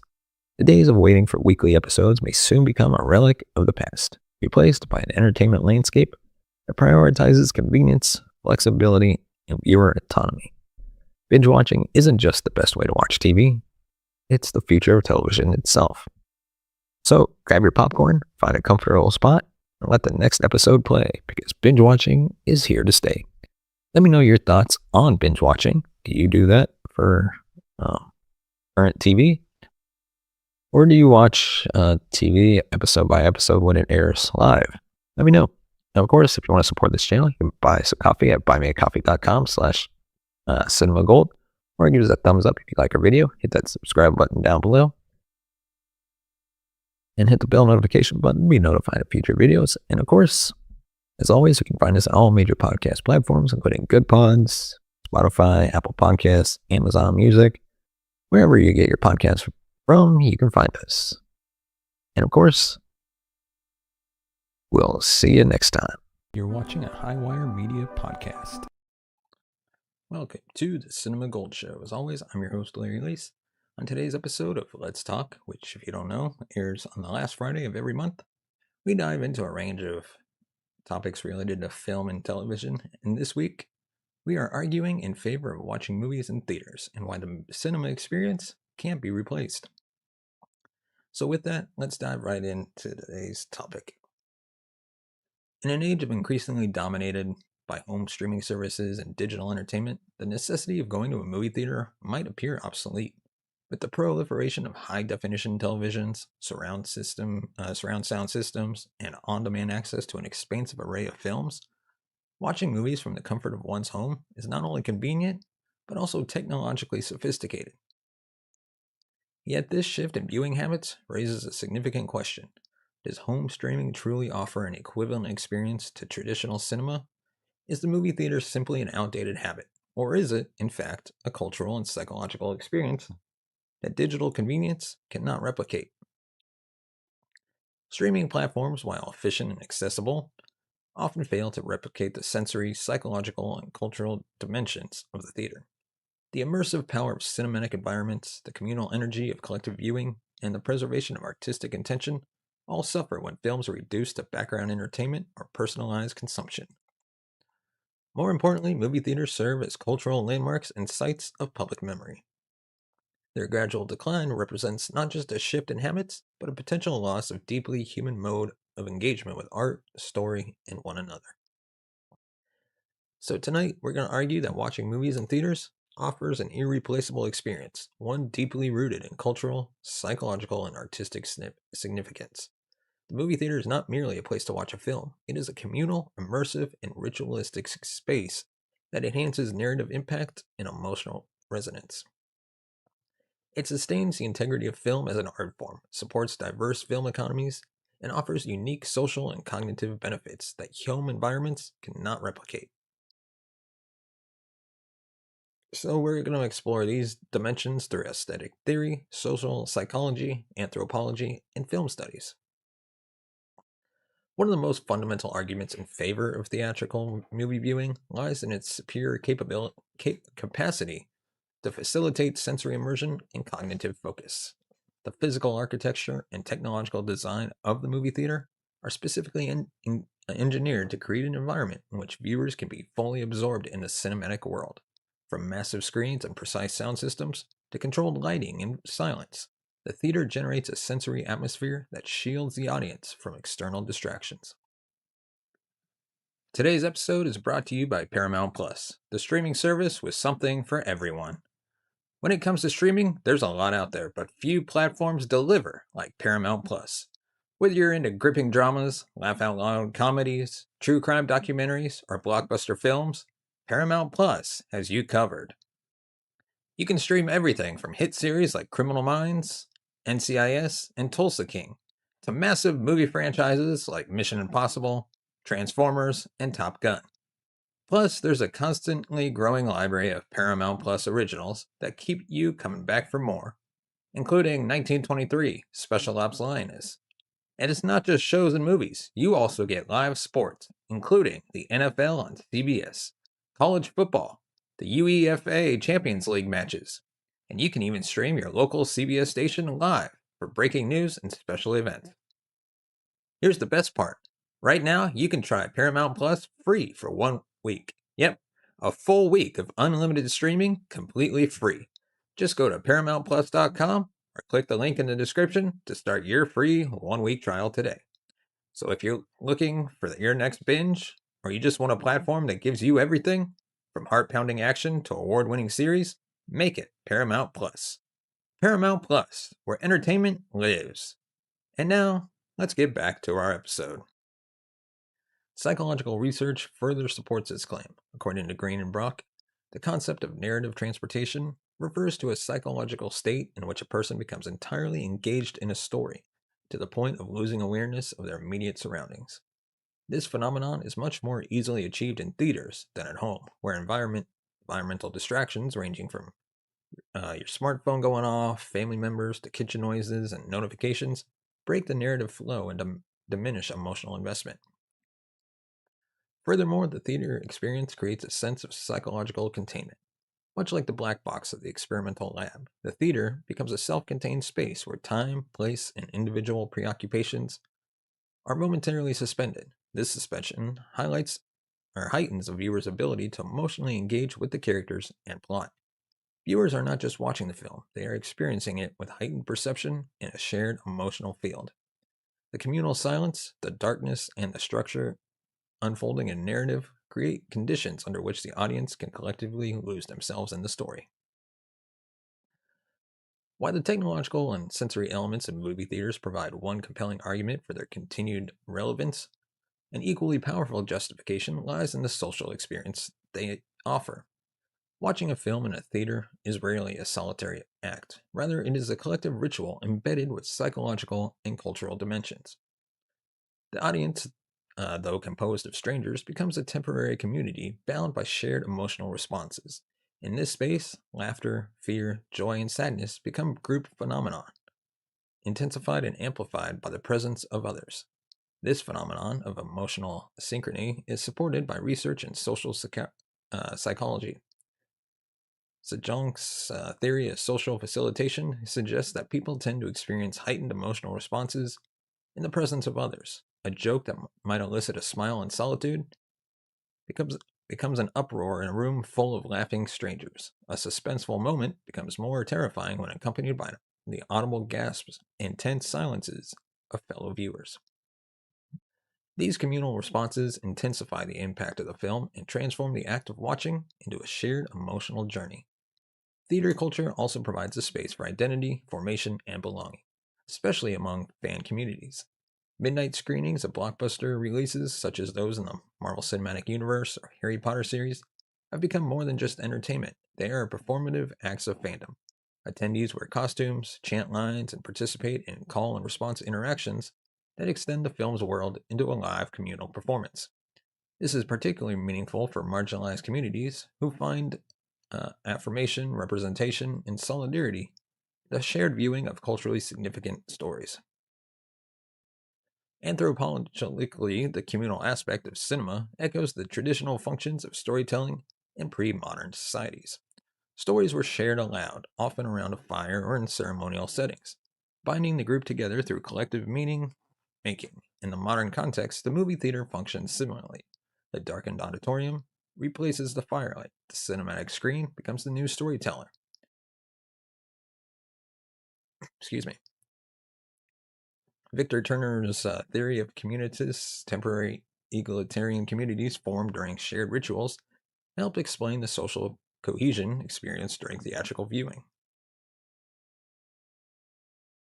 Central to the argument for preserving the theater experience is the notion of artistic integrity. Films are not merely content, they are complex aesthetic texts created for a particular medium. The vast majority of directors, cinematographers, sound designers, and editors craft their work with the expectation that it will be experienced in a theatrical setting. This environment is not just a matter of size and scale, it's a critical component of how film communicates meaning. The concept of the auteur is relevant here. Developed through French film criticism and advanced by scholars, auteur theory posits that the director is the primary creative force behind a film. Akin to a novelist or painter, auteurs such as Christopher Nolan, Denis Villeneuve have repeatedly emphasized that their films are designed to be viewed on the big screen. where the relationship between image, sound, and viewer is optimal. Consider the use of scale in cinema. Films like Dunkirk, Interstellar, or The Revenant use vast landscapes, long takes, and meticulous spatial composition to evoke existential or emotional themes. These elements are significantly muted when viewed on a tablet or smartphone. The grandeur of a mountain range or the isolating vastness of outer space loses much of its visual power when confined to a personal device. The aesthetic logic of the film, the way it used visual scale to convey narrative tone, is lost. Sound is another element deeply affected by the viewing environment. The careful layering of ambient noise, dialogue, musical score, and sound effects is calibrated for high-fidelity sound system that theaters are uniquely equipped to provide. In A Quiet Place, the interplay of silence and sudden bursts of sound is vital to the film's tension. In Tenet, the soundscape is integral to understanding the film's layered temporal structure. Home systems often compress or flatten these details, diluting their effect, I should say. Additionally, the shared darkness and uninterrupted presentation of a theater preserve the narrative rhythm of a film. Editing, pacing, and tonal shifts are experienced as intended, without pausing or rewinding. This uninterrupted flow respects the filmmaker's narrative authority and enhances audience engagement.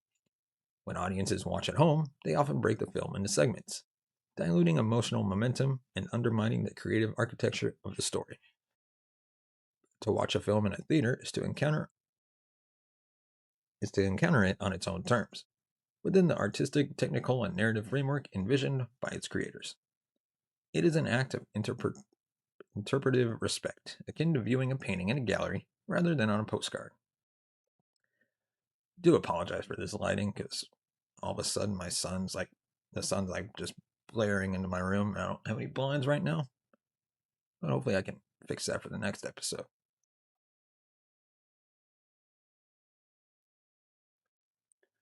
For those who value cinema as an art form, the theater is not just a venue. It is the canvas on which the full scope of the filmmaker's vision can be realized.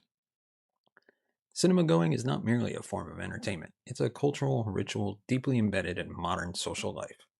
The act of going to the movies, traveling to a theater, purchasing a ticket, entering a dark room with strangers, and surrendering to a story mirrors the structure of traditional rites of passage. As cultural anthropologist Victor Turner describes, rituals consist of liminal experiences that separate individuals from their everyday realities and guide them through transformative moments. The communal nature of cinema adds a crucial dimension to this ritualistic structure. Whether it's a weekend outing with friends, a family tradition, or a romantic first date, movie-going is frequently associated with memory making and identity formation. People often recall significant life moments through the films they saw and the experiences that surrounded them. Theaters provide a shared setting for these events, becoming a kind of memory theater, where stories unfold both on and off screen. In many global contexts, the ritualistic nature of cinema is even more pronounced. In India, first day, first show screenings are celebratory events, with fans arriving hours early, chanting, dancing, and performing symbolic acts of devotion. These screenings function as communal gatherings that reinforce cultural narratives and social hierarchies. Similarly, in countries like Japan, Korea, Egypt, the release of major films coincides with national holidays or seasonal festivals, making cinema a timeline marker in the collective memory. Beyond ritual, cinema also carries civic and ethical functions. Films like Schindler's List, Hotel Rwanda, or The Act of Killing offer audiences the chance to collectively reflect on issues of historical trauma, genocide, and human rights. When viewed in a theater, these films often spark conversations that continue outside the auditorium, sometimes in lobbies, sometimes in classrooms, sometimes in national media. The communal nature of the theater gives weight and immediacy to these reflections. Finally, the theater offers a rare space in which social boundaries can momentarily dissolve. People of different ages, races, classes, and ideologies sit by side in silence, experiencing the same emotional journey. This form of temporary egalitarianism, or communitas, in Turner's terms, is increasingly rare in polarized societies. Cinema, through its ritual structure, reminds us of our shared humanity and our collective capacity for empathy and reflection. Another enduring reason for the continued relevance of movie theaters is the psychological function they serve. Critics often use the term escapism, suggesting a retreat from reality into fantasy. Yet in psychology and narrative theory, escapism is more accurately understood as a necessary cognitive process, one that enables emotional regulation, mental rest, and symbolic integration of personal experiences. The movie theater, with its immersive and structured environment, provides an ideal space for such healing processes. I'm not even going to pronounce that, but Mihail, definitely a Russian, from 1990, the theory of flow, a state of deep absorption and optimal experience, applies powerfully to the theory context, or theater context. Unlike at home, where multitasking is common and interruptions are frequent, the theater promotes full engagement with a single task. Watching and emotionally processing a film in this setting, the viewer can enter a flow state in which time seems suspended and one's sense of self temporarily dissolves into the narrative. This can be profoundly restorative for individuals experiencing stress, burnout, or trauma. Additionally, cinema offers a space for the safe exploration of taboo or emotionally intense subjects. Films dealing with death, trauma, addiction, and existential anxiety allows viewers to confront difficult emotions in symbolic form. Carl Jung's concept of the collective unconscious suggests that symbolic stories function as psychological mirrors, allowing individuals to see parts of themselves reflected in archetypes such as the hero, the outcast, the lover, or the shadow. Films such as Requiem for a Dream and Everything Everywhere All at Once exemplify this function. Research on trauma recovery and expressive therapy supports the idea that narrative immersion can aid in emotional processing. According to clinical psychologist Penny Sartori, storytelling, especially when shared in communal environments, can serve as therapeutic function. The emotional journey of a film enables viewers to externalize their feelings, identify with characters, and find symbolic resolution. The communal nature of the theater enhances this process, as the shared response of the audience validates individual emotion and facilitates catharsis. The symbolic nature of returning to theaters after traumatic events further illustrates their psychological function. Following the 9/11 attacks in the United States, or more recently, the COVID-19 pandemic, many people viewed the return to movie theaters as a return to normalcy. In both cases, the resumption of communal viewing marked a step towards collective healing. The darkened room, the collective silence, and the shared laughter or tears offered more than a diversion. They offered a form of security, connection, and emotional renewal.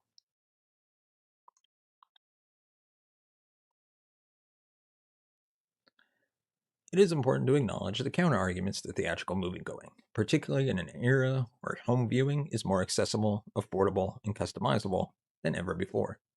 Advocates for streaming argue that the ability to pause, rewind, control the environment, and choose from vast libraries of content makes at-home entertainment inherently superior. These conveniences are significant, particularly for those with disabilities, young children, or limited income. However, the convenience of home viewing comes at a cultural cost, one that erodes the communal, artistic, and immersive value of cinema. Another counterargument pertains to health and safety concerns, especially following the COVID-19 pandemic. Fears around close seating, shared spaces, and airborne transmission are valid and have understandably shifted public behavior. Yet the cinema industry has adapted, introducing upgraded ventilation systems, contactless ticketing, socially distanced seating, and even private screenings. In these adjustments, theaters have demonstrated resilience and a willingness to innovate in the face of adversity. The decline of theaters should not be confused with their obsolescence. Rather, it is a reflection of shifting economic and cultural conditions. To survive, theaters must evolve, not by mimicking streaming platforms, but by emphasizing their unique strengths. Special event screenings like Q&As with filmmakers, thematic retrospectives, and partnerships with schools and museums can reinvigorate public interest. In doing so, theaters reassert their role, not just as entertainment venues, but as educational and civic institutions. Cinema, when experienced in a theater, becomes something more than the sum of its parts. It is not merely the content that matters, the context, the architecture of the screen, the presence of strangers, the ritual of anticipation. These dimensions are easily overlooked when film is reduced to a consumable file on a personal device. But their absence diminishes the power of storytelling, the integrity of art, and the possibilities of human connection. To abandon theater is to lose part of our cultural infrastructure, a space where imagination meets community, where art meets emotion, and where stories come alive, not just on screen, but within and between people. The future of cinema does not depend solely on what we watch, but how, where, and with whom we experience it. The theater remains the most vital answer to that question. Let me know your thoughts on this topic in the comments section below. And of course, if you want to support the channel, you can buy us a coffee at buymeacoffee.com/cinemagold. As always, everything you give goes right back into the channel. And with that, thank you so much for watching and listening. We'll see you next time. You're watching a Highwire Media podcast. Why create something new when you can make something great even better? Every time a TV reboot gets announced, the internet groans, not again. Critics cry, Hollywood's out of ideas. But here's the thing. What if we've been looking at reboots all wrong? What if these so-called cash grabs are actually some of the smartest, most emotionally resonant storytelling on television today? The TV landscape is more crowded than ever, with hundreds of new shows debuting every year across dozens of platforms. Breaking through the noise is no easy feat, and yet time and time again, it's the reboots, the reinventions of shows we thought we'd left behind that capture headlines, spark debate, and bring generations together on the couch. For many viewers, the word reboot feels like an insult. It suggests laziness, a lack of originality, or a studio playing it safe. But that perspective misses the full picture. In truth, TV reboots aren't about recycling ideas, they're about reinterpreting them. They give creators a chance to revisit beloved characters and stories through a modern lens, to correct outdated narratives, and to use new storytelling tools to reach emotional and cultural depths the originals never could. From Battlestar Galactica to Cobra Kai, from One Day at a Time to Bel Air, reboots have become a dynamic canvas for innovation, cultural reflection, and character evolution. When done with care and creativity, they're not just worthwhile, they're often better than the original. In tonight's episode of Let's Talk, we're diving deep into why TV reboots deserve far more respect than they get, and why, in many cases, they're better than brand new concepts. From nostalgia and cultural relevance to audience connection and storytelling evolution, here's why reboots aren't ruining TV, they're helping to redefine it. When discussing TV reboots, it's crucial to understand what exactly we're talking about, because reboot is often lumped in with terms like remake, revival, or spin-off, when in fact, they serve very different creative purposes. A reboot refers to the act of taking the central concept, universe, or characters of a previously aired television show and reimagining them for a new audience, usually with a new cast, a different narrative structure, or a shift in tone or genre. Unlike a remake, which aims to recreate the original show more or less beat for beat, think The Office UK to The Office US. A reboot typically keeps the core DNA of a show, but reshapes it to fit the sensibilities, concerns, and tastes of a more modern audience. Compare that to a revival, which continues the original story with the same actors and generally picks up where things left off. Gilmore Girls: A Year in the Life is a classic example. Reboots go deeper. They take a step back and ask, what made this show resonate? What parts of it are timeless? And what elements need to evolve? There are also soft reboots, which combine new material with existing canon. These often use legacy characters, aging protagonists now in mentorship roles, as narrative bridges to introduce new characters. Cobra Kai is the textbook example here. It continues the Karate Kid universe, but shifts the focus to Johnny Lawrence's redemption arc while still honoring Daniel Russo's legacy. And then there are reimaginings, which go even further. These take the original premise, but explore it in an entirely different light, often changing genres or narrative styles. Think Sabrina the Teenage Witch from '96, it's a campy sitcom, versus The Chilling Adventures of Sabrina, a dark supernatural horror drama from 2018. They share character names, but also almost nothing else. Understanding this nuance is critical to having an honest conversation about reboots. They're not inherently lazy or derivative. They're a specific form of adaptation that, when done well, can breathe new life into old stories, give creators a second chance to rework outdated or problematic themes, and serve as a cultural dialogue between generations. This distinction matters because the intent behind a reboot is what determines its value. A reboot isn't just a retread, it's a creative reset. When approached with purpose, it can become something not only as good as the original, but often better. One of the most common criticisms lobbied at TV reboots is that they rely too heavily on nostalgia. And while it's true that nostalgia plays a big role in why people initially tune in, it's time we stop treating that like a weakness. In storytelling, nostalgia is not a flaw, it's a feature.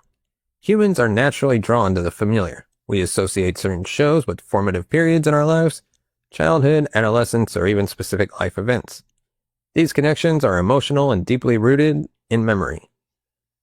When a reboot introduces a beloved setting, character, or theme, it's doing more than just appealing to a trend.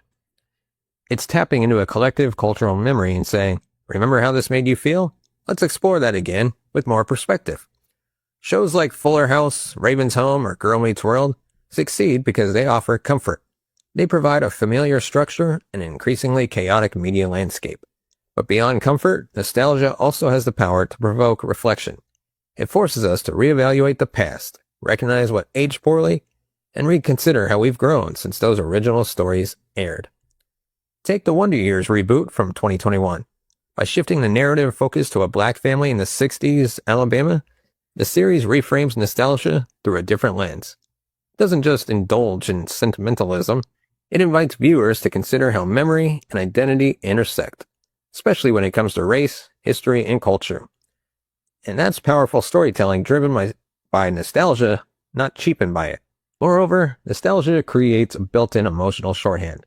A reboot doesn't have to waste time introducing its world or tone. The audience already knows what it's stepping into, which allows for more creative risks. That's why a show like Cobra Kai can get weird and wild with its plotlines. It has decades of goodwill behind it, letting the writers have fun while layering in new themes. Also, let's not ignore the real-world benefit. Nostalgia brings families together. Parents who grew up with DuckTales now watch the reboot with their kids. It becomes a shared experience across generations, and that shared experience builds community, not just among families, but among fans globally. So when people say reboots lean on nostalgia, they're only half right. Yes, nostalgia gets you in the door, but it's not why you stay. You stay because the story resonates again, but differently this time. Reboots, when done right, don't just capitalize on nostalgia. They use it to build something emotionally layered, timely, and meaningful. Reboots correct the mistakes of the past. The television industry of decades past, though revolutionary in many ways, was also rife with limitations. Racially homogeneous casts, narrow gender roles, stereotypical portrayals of marginalized groups, and almost complete lack of LGBTQ+ representation. Many classic TV shows, despite being beloved, are relics of a more exclusionary media culture. Reboots offer an opportunity to revisit these stories with updated sensibilities, correcting those blind spots in the process. A reboot gives writers and producers the chance to say, what did we get wrong? Or simply not address when we told this story in the first time. In this way, reboots function as both homage and corrective lens. It's not about erasing history. It's about evolving it. A perfect case in point, One Day at a Time. The 1970s version was a staple of progressive television, centering on a divorced white mother raising two daughters. But the 2017 reboot did more than just modernize the format. It reimagined the entire family structure, focusing on a multi-generational Cuban-American household led by a single mom who's also a military veteran. Issues like PTSD, immigration, and cultural identity were explored with humor and nuance. This wasn't just a better version of the original, it was a necessary one. The Charmed reboot made a similar pivot. The original featured three white sisters navigating their magical heritage. While iconic in its own right, it lacked racial diversity and was often criticized for its portrayal of feminism through a narrow, white-centric lens. The 2018 reboot brought in Afro-Latina and Afro-Caribbean leads, reframing the power of three with a culturally culturally rich backdrop and dialogue about race, sexism, and classism in academia and society.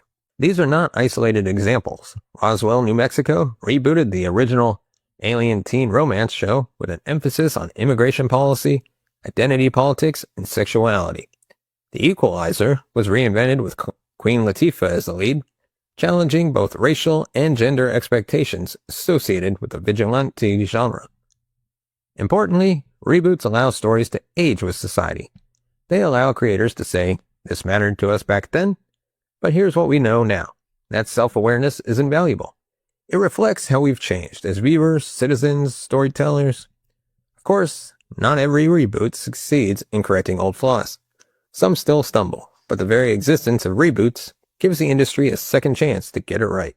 In a medium where representation and perspective matter immensely, that opportunity is not just valuable, it's essential. Reboots aren't just about dusting off an old idea. They're about doing justice to the things we love by making them better, smarter, and more reflective of the world we live in now. One of the most persistent arguments against TV reboots is that they signal a lack of originality in Hollywood. Why can't they come up with something new, is a common refrain. But this criticism is based on a fundamental misunderstanding of how creativity actually works. The truth is, originality is rare, and it always has been. Most television series, even though the so-called originals, are built on the backs of familiar tropes and narrative structures. Medical dramas follow the ER model. Legal thrillers echo Law and Order. Workplace comedies trace their lineage to the Mary Tyler Moore Show. Even Breaking Bad, often held up as the pinnacle of modern original TV, borrowed elements from Shakespearean tragedy, noir fiction, and gangster cinema. In storytelling, what matters isn't whether the concept is brand new, it's how it's executed. A well-done reboot that reinvents a known property can feel fresher and more impactful than a so-called original show that simply mashes together existing genres or themes without depth. Reboots have the advantage of starting with something familiar and then subverting, deepening, or radically altering it for modern viewers. Take Battlestar Galactica from 2004. Its original incarnation in the late 70s was a campy Star Wars knockoff with melodramatic flair and cardboard cutouts. The reboot, a gritty, politically charged masterpiece that used science fiction to explore 9/11 era anxiety, religious fanaticism, and the ethics of AI. It wasn't derivative, it was daring. It was far more inventive than many of its original contemporaries. Similarly, Sherlock, the BBC, transformed Sir Arthur Conan Doyle's 19th century detective stories into a fast-paced, character-driven procedural set in 21st century London. This structure remained recognizable, but the tone, pacing, and thematic focus were entirely new. What makes reboots especially exciting is the opportunity to layer storytelling. Writers can build upon decades of history, fan knowledge, and emotional investment. They can bring self-awareness to the narrative, creating meta-commentary that wouldn't be possible in a brand new way. That's a creative superpower, not a shortcut. In many ways, the demand for originality is an illusion. Audiences say they want new ideas, but the shows that gain traction are often those rooted in the familiar. That's not because viewers are lazy, it's because human brains are wired to respond to structure, archetypes, and emotional familiarity. Reboots, by design, speak that language fluently.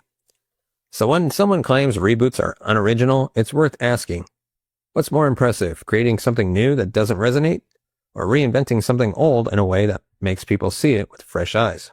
Television has changed dramatically over the last few decades. Gone are the days when characters stayed static from episode to episode, rarely learning or evolving. Today, audiences expect depth, arcs, and emotional growth. And this is where reboots truly shine. Reboots offer a rare opportunity to take familiar characters and show how they've grown, or failed to grow over time. Rather than starting from scratch, writers can explore the psychological aftermath of a character's previous journey. What happens when the underdog hero becomes the jaded adult? What becomes of the villain when he's no longer the antagonist of someone else's story? Take Cobra Kai, arguably one of the most successful reboots in recent years. It flips the entire Karate Kid mythology on its head by revisiting Johnny Lawrence, the original movie's bully.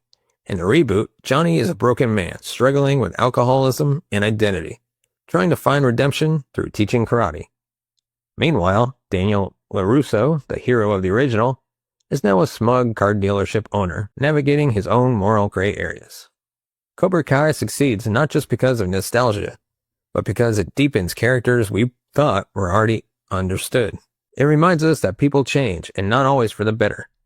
The reboot is emotionally rich, complex, and full of introspective moments that the original film format simply didn't have the time or maturity to explore.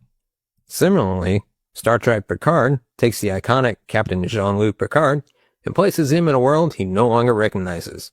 He's older, slower, disillusioned, but the reboot doesn't tarnish his legacy, it enriches it. It shows what it means to age, to reckon with decisions made long ago, and to fight for relevance in a world that's moved on. Reboots also give writers a second chance to develop side characters who were previously underwritten. In The Fresh Prince of Bel-Air, Carlton Banks was comic relief. In Bel-Air, the reboot, he becomes a complex character struggling with identity, addiction, and social pressure. That's not rebooting for the sake of it, it's adding dimension and weight. These characters' expansions aren't just fan service. They reflect a cultural shift towards empathy, introspection, and mental health awareness. We no longer accept flat characters or clear-cut villains. Reboots give writers the opportunity to revisit these old blueprints with modern tools. In doing so, they prove that character-driven storytelling isn't about where a person starts. It's about how far they've come, and how sometimes, the second time around, we understand them a whole lot better. We live in an era where content is siloed by demographics. Kids watch YouTube, millennials binge Netflix, boomers stick to cable, but reboots offer a rare cross-generational point of connection, a shared TV experience in an increasingly fragmented landscape. This bridging effect is one of the most underrated strengths of reboots.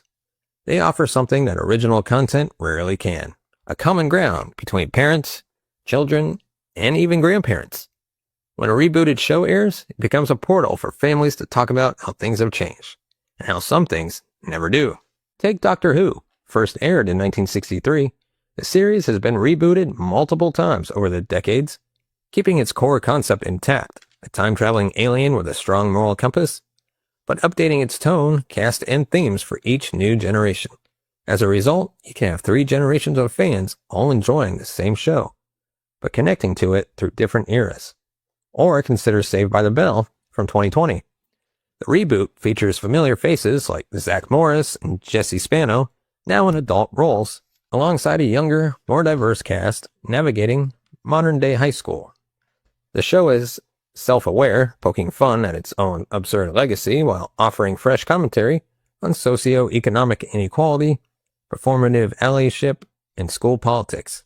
It's a smart, funny entry point for both nostalgic millennials and today's teens. These shows do more than just entertain, they spark conversations. When a parent and child sit down to watch the Wonder Years reboot, they're not just comparing fashion or slang, they're exploring cultural shifts around race, gender, and class through a shared medium. The show becomes a springboard for real-life discussions from civil rights to family dynamics. This is especially valuable in today's divided media landscape. Most shows target specific audiences and narrow niches. Reboots by design reach wider. They tap into existing fan bases while also attracting newcomers with contemporary relevance. Even cartoons aren't exempt. DuckTales from 2017 brought back Scrooge McDuck, Huey, Dewey, and Louie with modern animation and layered storytelling that appealed to both kids and nostalgic adults. Didn't just retell old tales, it introduced a new generation to adventure, teamwork, and curiosity. Reboots in this way became shared cultural rituals. They allow multiple generations to laugh, cry, and debate together. That kind of communal experience is increasingly rare and incredibly valuable. So when a reboot hits your screen, it's not just a remake, it's a bridge. A way for your childhood heroes to meet your kids' new favorites. A way for your memories to make new ones. One of the most practical yet powerful reasons why TV reboots are thriving lies in their built-in audience. In a time when television networks and streaming platforms are flooded with original content, often released all at once with a little fanfare, reboots provide a rare advantage: immediate brand recognition. That alone can be the difference between a show that fades in obscurity and one that becomes a conversation piece. From a production and marketing standpoint, this built-in audience means lower risk. Networks don't need to spend as much on introducing a brand new concept to an unfamiliar audience. With a reboot, the name alone already resonates. There's a nostalgia-fueled curiosity that drives initial viewership, just enough to give the show a chance to hook audiences with something deeper.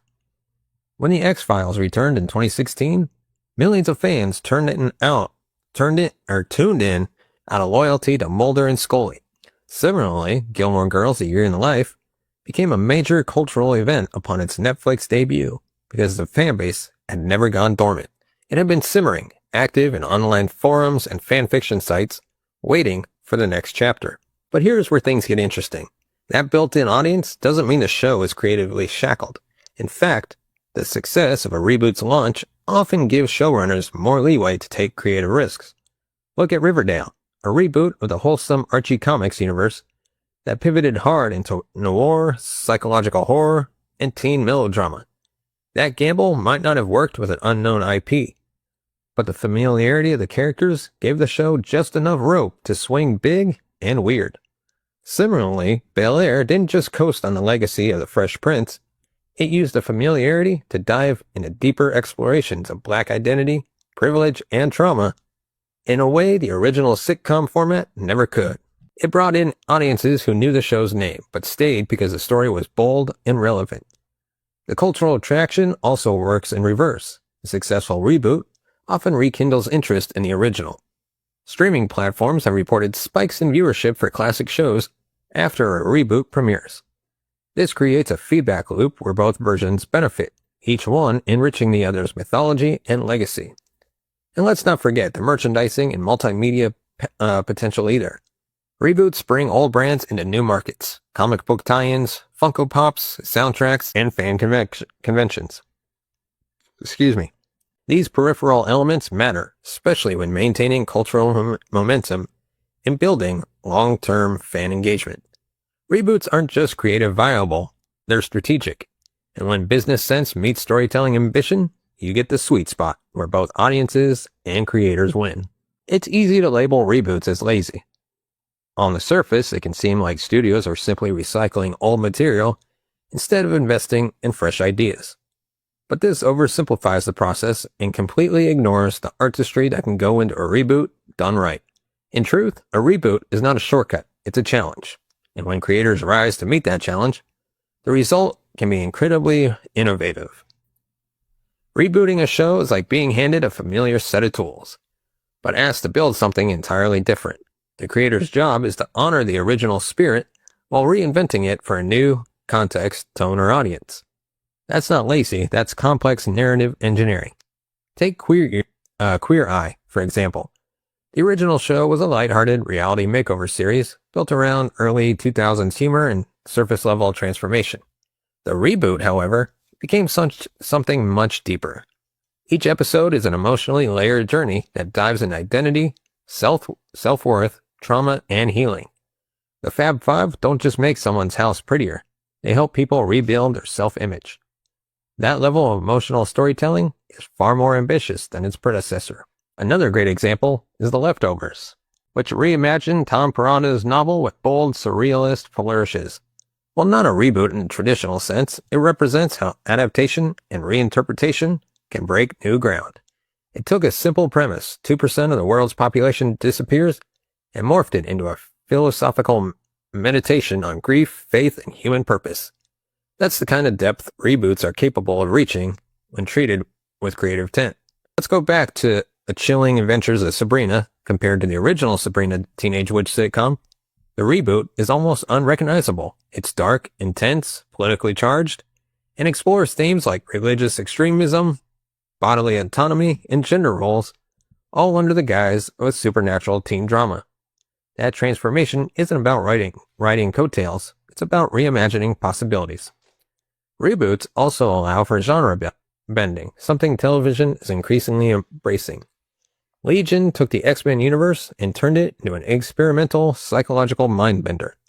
HBO's Watchmen, though technically more of a continuation, built upon the existing mythos to tell a new, provocative story centered around Black history and white supremacy in America. In many ways, reboots are a proving ground. They ask, can we do better with the same raw material? Can we tell the same story through a different lens and get a deeper truth? Far from lazy reboots, especially modern ones, often require more creative ingenuity than starting from scratch, because they must satisfy two demands: honoring what came before and daring to be different. When they succeed, it's not in spite of the reboot format, it's because of it. If there's one overarching reason why reboots are not only justified but necessary, it's this. Society has changed. Our understanding of identity, inclusion, power structures, and representation has grown exponentially in the last few decades. What was once considered just entertainment is now recognized as a mirror reflecting the values and blind spots of its time. Reboots provide an essential opportunity to re-examine those reflections and rewrite them for a more aware and inclusive world. Many older television shows were products of their time, and that's not necessarily a criticism, it's a reality. Shows like Friends, Cheers, and Seinfeld, while beloved, often featured all-white casts, minimal LGBTQ plus representation, and gender roles that now feel outdated. They weren't malicious, but they were narrow. A reboot gives those same stories a broader lens. Consider the L-word Generation Q, a continuation reboot hybrid of the early 2000s series The L Word. The original broke ground for lesbian representation, but was often criticized for its lack of diversity and problematic portrayals of trans characters. Generation Q attempted to rectify those flaws, introducing a more inclusive cast across the spectrum of race, gender identity, and sexual orientation. It didn't erase the original, it evolved it. Similarly, the Princesses of Power transformed the bright, toy-focused 1980s original into a thoughtful, emotionally intelligent series that celebrated LGBTQ plus characters, mental health awareness, and the complexity of personal growth. It wasn't just a girl power show anymore. It was a powerful allegory for empathy and resilience. This isn't about wokeness or checking boxes. It's about acknowledging that culture moves forward. Good storytelling adapts. Reboots allow for these shifts without sacrificing the essence of what made the original story impactful in the first place. And let's be honest, today's audiences are smarter and more media literate. They demand nuance. They expect their entertainment to be socially conscious, emotionally honest, and reflective of real-world dynamics. Reboots allow creators to revisit stories with this in mind, not just updating the costumes or the slang, but rethinking the core conflicts in light of how far we've come. That doesn't mean whitewashing the past. In fact, many reboots use their platform to critique the original. Cobra Kai questions the clear-cut good versus evil dynamic of the Karate Kid. Bel-Air adds emotional and cultural complexity to a character who was once just a lovable troublemaker. These shifts allow the audience to engage in critical thinking while still enjoying the familiarity of the world they've returned to. In essence, reboots allow us to keep the stories we love, but tell them better. More inclusively, more thoughtfully, more truthfully. That's not just good TV, it's good culture. We've been conditioned to think that originality equals greatness. But originality, while admirable, isn't always synonymous with quality. In fact, many original concepts fall flat because they lack emotional grounding, strong characters, or a clear sense of identity. Reboots, by contrast, often succeed because they're rooted in emotional resonance, narrative familiarity, even as they aim to innovate. There's no shortage of original shows that crashed and burned within one season. Creators pitch high-concept ideas that sound fresh on paper, a talking dolphin that solves murders, or a time-traveling chef to save culinary history. But without compelling characters or coherent themes, these shows fade into the streaming void. Meanwhile, a well-crafted reboot benefits from a tested foundation. It has recognizable branding, familiar dynamics, and a cultural legacy to build upon. That gives writers more freedom to take creative risks with structure, tone, or perspective. They don't have to explain everything from scratch. They can hit the ground running. The Twilight Zone is a great example. Rod Serling's original was groundbreaking, but each reboot, from the 80s to Jordan Peele's recent version, used the format to reflect new anxieties. The themes evolved from Cold War fear to police violence, surveillance, and technological addiction. The structure was the same, the storytelling matured. Likewise, Star Trek Strange New Worlds builds off a franchise that's been running for over 50 years. Instead of feeling like a stale continuation, it reinvents episodic storytelling with sleek production values, contemporary moral dilemmas, and richer character arcs. It doesn't just survive because of nostalgia. It thrives because it understands its reboots while reaching for something more. The idea that reboots are artistically inferior simply because they revisit existing IP is misguided. What matters is execution. Would anyone argue that Mad Max Fury Road, The Dark Knight, or The Muppets were lazy just because they weren't new? Of course not. These are masterful reboots that reinvented what their franchise could be. In truth, it's easier to pitch an original idea than it is to reimagine a beloved one. With a reboot, the stakes are higher. The comparisons are inevitable. The scrutiny is intense. The expectations are baked in. So when a reboot succeeds, it's not because it coasted, it's because it overcame the weight of history. Let's stop pretending originality is the only marker of creative merit. Sometimes the boldest thing a writer can do is take a well-known story and make it matter all over again. Reboots are often viewed as a symptom of Hollywood's creative stagnation. But the truth is far more inspiring. They're a testament to the enduring power of story. They show us that the tales we love never truly end. They evolve like we do. Far from being lazy cash grabs, reboots are often daring, emotionally complex, and artistically ambitious. They invite us to reflect on who we are, who we were when we first encountered these stories, and who we've become since. They offer new perspectives, course-correct past mistakes, and allow characters to age and grow alongside their audiences. They bridge generations. They respond to changing cultural values. They embrace the modern tools of serialized storytelling, emotional nuance, and inclusive casting. And they create a space for closure, reinvention, or re-engagement with the narratives that shaped us. Critics will always favor originality, and that's fair. But the conversation shouldn't be binary. We can love brand new stories and still find meaning in reimagined ones. A reboot isn't inherently better or worse. It's different. And that difference, when treated with care and vision, can lead to some of the most impactful television of our time. So the next time you hear about a new reboot, don't groan, get curious. Because it might just surprise you. It might build on something you loved and turn it into something unforgettable. Because sometimes the best way to tell a new story is to start with an old one and do it better. And that is our conversation for today. Give me your thoughts on reboots. Are you a fan of reboots, or do you think we've had too many and it's just time to put reboots to rest? Of course, give us a thumbs up if you like our video. Hit that subscribe button down below. Hit the bell notification button to be notified of future videos. And of course, if you want to support the channel, you can scan the QR code that's right there, or just go to buymeacoffee.com/cinemagoldshow. As always, thank you so much for watching and listening. We'll see you next time. You're watching a Highwire Media podcast. Welcome to the Cinema Gold Show. As always, I'm your host, Larry Lease, and on today's episode, we return to Let's Talk. And now we're going to be diving into our argument for slow burn TV. Let me know your thoughts on slow burn TV and what you find to be the best slow burn TV show, either in history or currently. And with that, of course, let's dive right in. In a world obsessed with speed, where even a 2-minute wait feels excessive, slow burn TV shows stand out like a vinyl record in the era of streaming. We are conditioned to want things fast, same-day delivery, 1-minute meals, and television that gives us all the answers in the first 10 minutes. Streaming platforms encourage binge-watching entire seasons over a weekend, squeezing what should be a thoughtful experience into a race towards the next dopamine hit. With autoplay prompting us to skip intros and fast-forward through recaps, even pausing to reflect feels outdated. Before we jump back in, I want to take a quick moment to ask for your support. If you enjoy Cinema Gold and everything we've built over the past few years, you can help us grow by heading over to buymeacoffee.com/cinemagold. Every donation, big or small, goes right back into the show.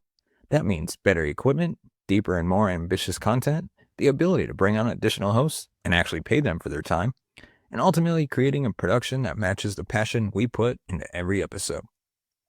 And here's the fun part. We want to take Cinema Gold on the road. Live episodes from Comic-Con, D23, and other major events across the country. Imagine us covering breaking announcements, interviewing guests and giving you behind the scenes access from the floor, all in real time. Getting there, filming, traveling, it adds up fast, and your support genuinely helps make that possible. So if you love this show any bit and you want to help us push it even further, head on over to buymeacoffee.com/cinemagold and donate if you can. It really does make a difference. Well, let's get back into the episode. No wonder that shows demanding patience can almost feel alien to the modern viewer. Yet this cultural shift towards rapid consumption comes at a cost. When every episode is built around a cliffhanger, when every moment has to be a twist, we lose the nuances of storytelling. Characters become plot devices, and plot becomes a game of shock and awe.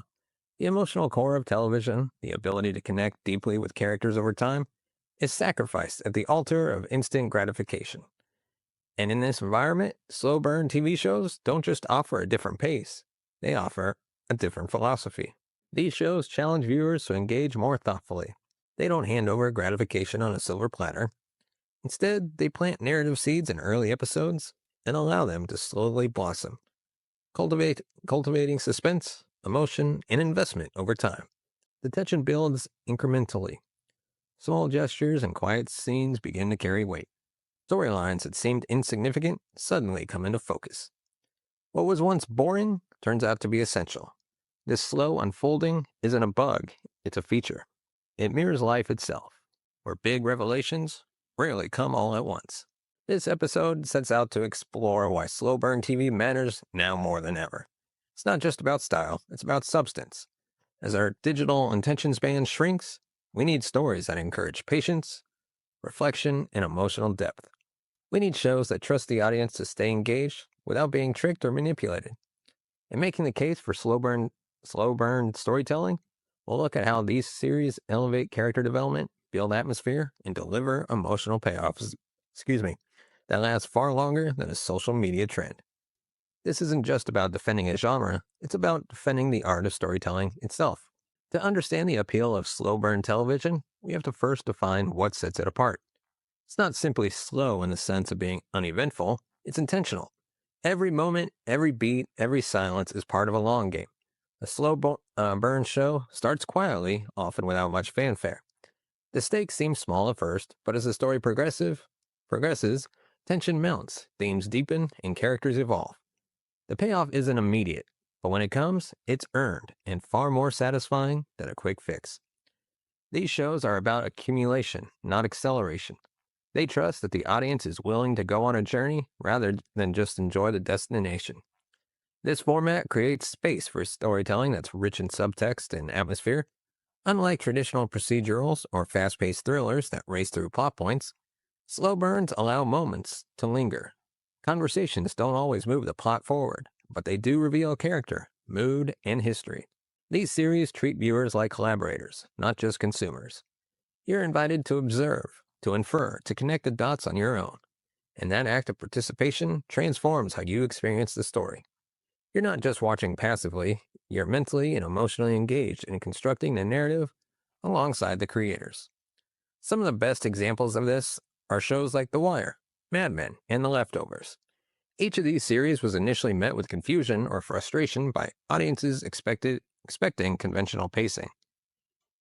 Yeah, to me, of those three shows that I've watched the most of, The Wire, yeah, it did seem like The Wire was really slow at like building up to like the big moments, either at the end or midway through the season. But with time, they revealed themselves as masterpieces of long-form storytelling. The Wire didn't just tell a story about cops and criminals, it depicted the intricate machinery of a broken city. Mad Men wasn't just about advertising, it was about the contradictions of the human soul hidden beneath American consumerism.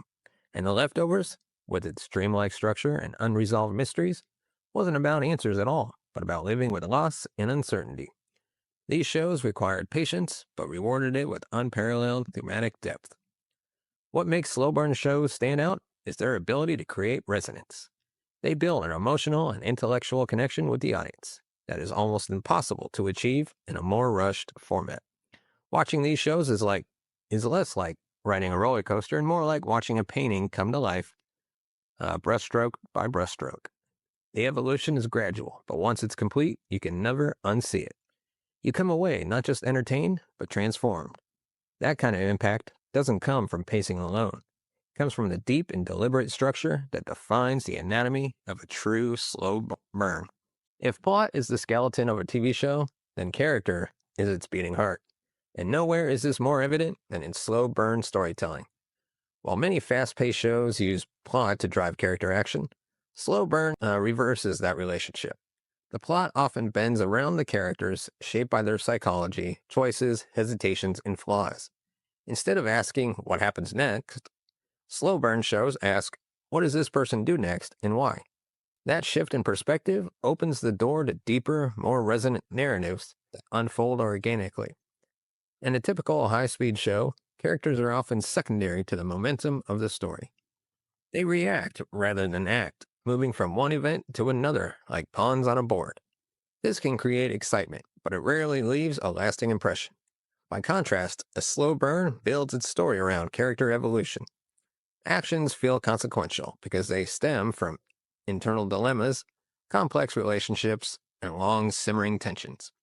Even the smallest decisions, taking a phone call, telling a lie, walking away from an argument, can be pivotal because we've come to understand what's at stake emotionally. Consider Better Call Saul, one of the finest examples of character-first storytelling in recent memory. Viewers walked into the show with a fairly clear idea of who Saul Goodman was, a flashy, morally dubious lawyer from Breaking Bad. But across 6 seasons, we're introduced to Jimmy McGill, a man whose slow transformation into Saul is painted with heartbreaking clarity. The show doesn't rush this journey. It spends years showing Jimmy's struggle between his innate decency and his appetite for the shortcut for the con. His relationships with Chuck, Kim, and others are not just side plots, they are the entire point. And when Jimmy finally becomes Saul, it doesn't feel like a twist. It feels like a tragedy. This character-centric approach creates emotional stakes that plot twist alone can't replicate. We're not just interested in what happens, we're invested in who it happens to. We understand the inner conflicts, the motivations, the vulnerabilities, and that makes every development hit harder. A betrayal between two slow burn characters feels more painful than a dozen deaths in a high octane thriller, because we've seen the foundation of that relationship built over time. We've watched the trust form, we've seen the moments of doubt, the subtle hit shifts, quiet sacrifices. So when the breaking point comes, it devastates us.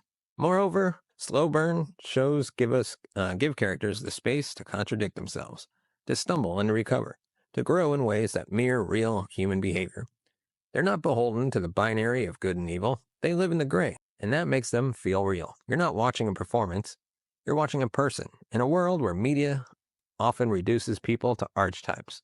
The fully realized character is a rare and powerful thing. That's what makes slow burn storytelling such a uniquely human form of art. One of the most powerful tools in slow burn storytelling is subtext. Unlike more conventional TV that spells everything out for the viewer, slow burn shows thrive in the spaces between what's said and what's meant. They rely on implication, suggestion, and nuance, inviting the viewer to lean in, pick up clues, and derive meaning, not from overt exposition, but from silence, glances, and gestures. This isn't storytelling for the impatient, it's storytelling for the engaged. Subtext becomes the language of the show, and those who learn to speak it are rewarded with a richer, more layered experience. Subtext functions as an invisible current beneath the surface of the dialogue. Characters might say one thing, but mean another. Their body language, timing, or tone might contradict their words, creating a sense of tension or ambiguity. In fast-paced shows, these often get lost in the rush towards plot resolution. But slow burn series allow these moments to breathe. A 2-minute silent scene might reveal more about a character's emotional state than 10 pages of monologue. And it's in these quiet, in-between spaces that the real storytelling happens. One show that mastered the art of subtext is The Leftovers. In many episodes, entire plot lines and emotional arcs unfold without much being explicitly stated. The characters are consumed by grief, guilt, and spiritual disorientation, but rarely articulate those feelings directly. Instead, the show uses imagery, dream sequences, and lingering camera work to evoke their inner worlds. Nora's haunted stares, Kevin's silent battles with himself, and the guilty remnant's refusal to speak. All of these are loaded with unspoken meaning. The series trusts the viewer to interpret these symbols and to find their own emotional truth within them. This kind of storytelling turns the audience into active participants. You're not being spoon fed a message, you're decoding it. You start to notice the color of a character's clothing, the music that plays in the background, the placement of objects in a room. Every detail becomes potentially significant. That heightened awareness creates a deeper emotional connection because you're not just watching this story, you're discovering it. And with each new layer uncovered, the emotional impact compounds. It's a more intimate form of engagement that lingers long after the credits roll. One of the unsung virtues of the slow burn is the ability to cultivate atmosphere, a quality that often gets overlooked in our rush to focus on plot and character. But atmosphere is essential. It's the emotional tone that permeates a show, shaping how we feel as we watch. Slow burn television takes its time not just to tell a story, but to immerse us in a world. It allows scenes to linger, silences to stretch, and environments to become characters in their own right. When done well, atmosphere doesn't just support the narrative, it becomes the narrative. Atmosphere works best when the setting feels lived in and emotionally resonant. In Rectify, for example, the town of Pauley, Georgia, is not merely a backdrop, but a reflection of protagonist Daniel Holden's fractured psyche.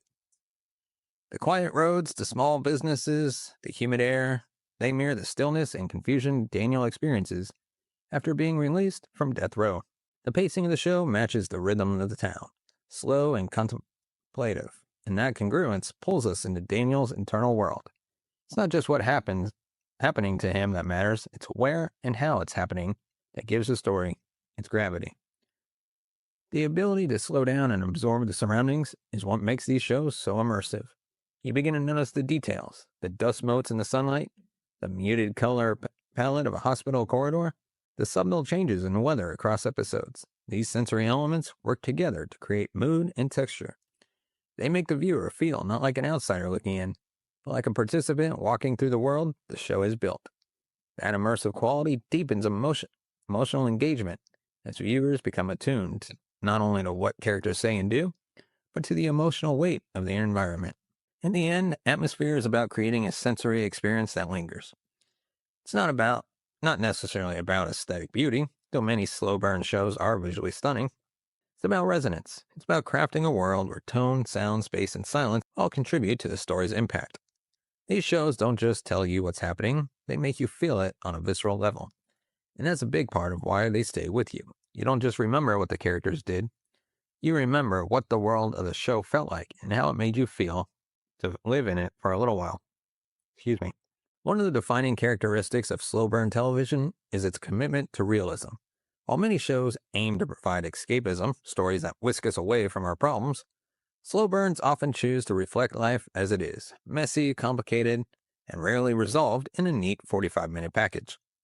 This realism can be challenging, especially for viewers conditioned to expect quick solutions and clear-cut resolutions. But it's also what gives these shows their emotional power. They offer something truer than fantasy, a mirror held up to the human condition. In real life, people don't change overnight. They evolve gradually, shaped by years of experience, trauma, relationships, and internal conflict. Slow burn shows understand this and reflect it. Characters are allowed to be indecisive, to contradict themselves, to regress before they grow. They aren't written for shock value or audience approval. They're written like real people. And because of that, their struggle feels more familiar and their triumphs more meaningful. The arc of change in a slow burn series mimics how transformation works in the real world. Slowly, painfully, and often imperceptibly, till one day, everything is different. Ultimately, realism in slow burn television, or in slow burn storytelling, isn't about making life look bleak or mundane. It's about acknowledging the beauty, pain, and complexity of everyday existence. These shows don't glamorize struggle, but they don't shy away from it either. They invite us to confront it, to reflect on our own lives, and to find meaning of the in-between moments.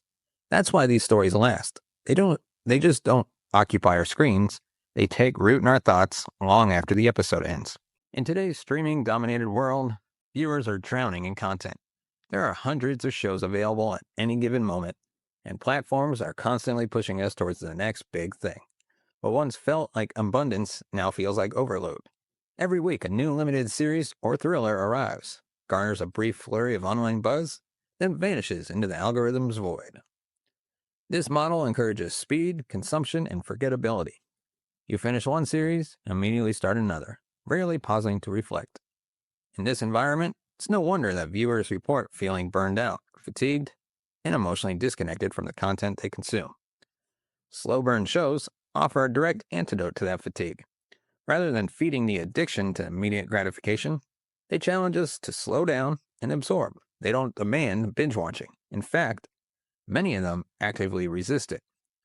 Their pacing, complexity, and emotional nuance benefit from time and space between episodes. When you sit with an episode of The Crown or Top of the Lake, the richness of the experience lingers. You find yourself thinking about what you just watched days later, not because of a shocking twist, but because of how the story made you feel.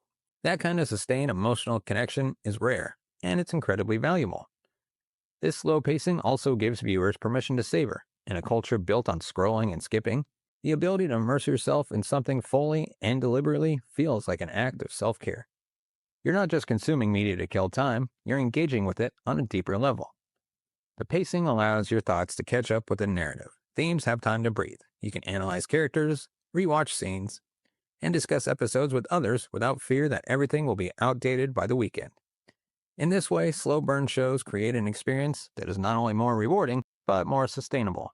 Finally, by fostering a slower, more reflective relationship with media, slow burn shows help us recalibrate our expectations as viewers. They remind us that storytelling isn't just about plot twists or shock value. It's about emotional investment, thematic depth, and human connection. In doing so, they reignite our appreciation for the medium itself. We stop treating shows like fast food and start approaching them like meals worth savoring. In a world of constant noise, the slow burn isn't just an artistic choice, it's a necessary reprieve. One of the most surprising yet rewarding aspects of slow burn television is how it brings people together, not just around plot points, but around shared emotional and intellectual experiences. In an age where television is often consumed alone in quick bursts, slow burn shows encourage reflection, conversation, and even debate. The pace gives the viewers time to think between episodes, to analyze what happened, and predict what might unfold. In this act of collective processing, turns passive viewers into active communities. When a show doesn't hand you easy answers, people gather to look for them together. This communal engagement is especially evident in online spaces, Reddit threads, fan forums, YouTube breakdowns, and long-form blogs dedicated to slow burn shows often resemble book clubs more than fan pages. Instead of quick takes and meme reactions, there are detailed character analysis, philosophical discussions, and close readings of episodes. The subreddit for The Leftovers, for example, is filled with interpretive theories, literary parallels, spiritual inquiries, because the show demands that level of engagement. It doesn't just entertain, it sparks discourse, and that shared curiosity builds loyalty and passion few other shows can replicate. Ultimately, patience in storytelling encourages patience in viewing, and that patience becomes a shared value among fans. Rather than clicking away when the pace slows down, these communities stick with it. They know that meaning is often found in the wait, and that resolution is sweeter when it's earned. That shared understanding creates a kind of intimacy among viewers, a collective recognition that they're watching something special, something that can't be rushed. In a world that often feels fragmented and frenzied, slow burn television offers not just great stories, but a space to slow down, connect, and think together. One of the most enduring strengths of slow burn television is how well it holds up to repeated viewings. In fact, many of these shows don't just hold up, they improve on a second or even third watch. This isn't a coincidence. Because of their layered writing, subtle performances, and long-form narrative arcs, slow burn shows are built for depth. They're not meant to be consumed once and forgotten. They're meant to be studied, re-experienced, and reflected upon. With each rewatch, something new is uncovered, a theme you missed, a foreshadowed moment you didn't catch, or a character choice that hits differently now that you know the full arc. The first time you watch a slow burn series, you're often focused on understanding the basics. Who's who, what's happening, and where the story might be headed. You're watching from the outside, gathering information. But once you know the destination, you can go back and appreciate how precisely and intricately the journey was crafted. You start to notice how every line of dialogue, Every camera angle, every seemingly minor event was part of a much larger mosaic. It's like watching a magician perform a trick. On the second watch, you see the sleight of hand and admire the craftsmanship even more. Take Better Call Saul as an example. A first-time viewer might marvel at the emotional complexity of the show and be intrigued by the character transformations. But on rewatch, you begin to notice how early decisions echo across seasons. You recognize how the show subtly shifts its tone as Jimmy becomes Saul, or how Kim's internal conflicts are foreshadowed long before her final choices. The tragedy doesn't just repeat, it deepens. That layered storytelling rewards your attention and your memory. It's a testament to the show's careful design and the respect it has for its audience. Finally, the rewatch factor of slow burn television plays into its longevity. These are the shows that continue to circulate in conversations long after the finales have aired. They're taught in college classes, referenced in essays, and debated in fan communities years down the line. Their richness invites academic study and cultural reappraisal. And as streaming libraries grow and algorithms bring old titles to new audiences, these shows often experience a renaissance, a second life fueled by viewers who recognize the value of what they missed the first time around. In that way, slow burns aren't just timeless, they're eternal. In a media landscape defined by immediacy, speed, and endless content churn, slow burn television stands as a quiet act of rebellion. It refuses to conform to the attention economy. It doesn't beg for clicks, trend for shock value, or shape itself around 5-second sound bites. Instead, it does something much rarer. It trusts its audience. It asks us to be present, to engage thoughtfully, and to linger in complexity. And in return, it offers something no algorithm can manufacture: genuine emotional resonance and unforgettable storytelling. Slow burn shows are not just an aesthetic preference or a stylistic trend. They're a different philosophy of narrative altogether. They remind us that character arcs are not meant to be rushed, that silence can be as powerful as dialogue, and that emotional payoff carries more weight than it's earned over time. They don't treat viewers as customers demanding immediate satisfaction, but as collaborators in a longer, more meaningful journey. In doing so, they elevate the very idea of what television can be, not just entertainment, but art. So the next time someone dismisses a show as too slow, pause. Ask yourself why we've come to equate speed with value. Because maybe, just maybe, that slow show is worth your time. Maybe it's not about what happens in episode 1, but about what it means by episode 10. Maybe it's not the flashiest thing in your queue, but the one that will move you the most.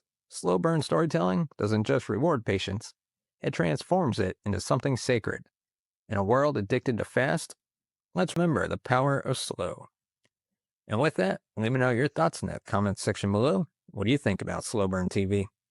Of course, give us a thumbs up if you like our video, hit the subscribe button down below, hit the bell notification button to be notified of future videos, and if you want to support the channel, you can buy us a coffee at buymeacoffee.com/cinemagold or scan the QR code right there. As always, thank you so much for watching and listening, and we'll see you next time.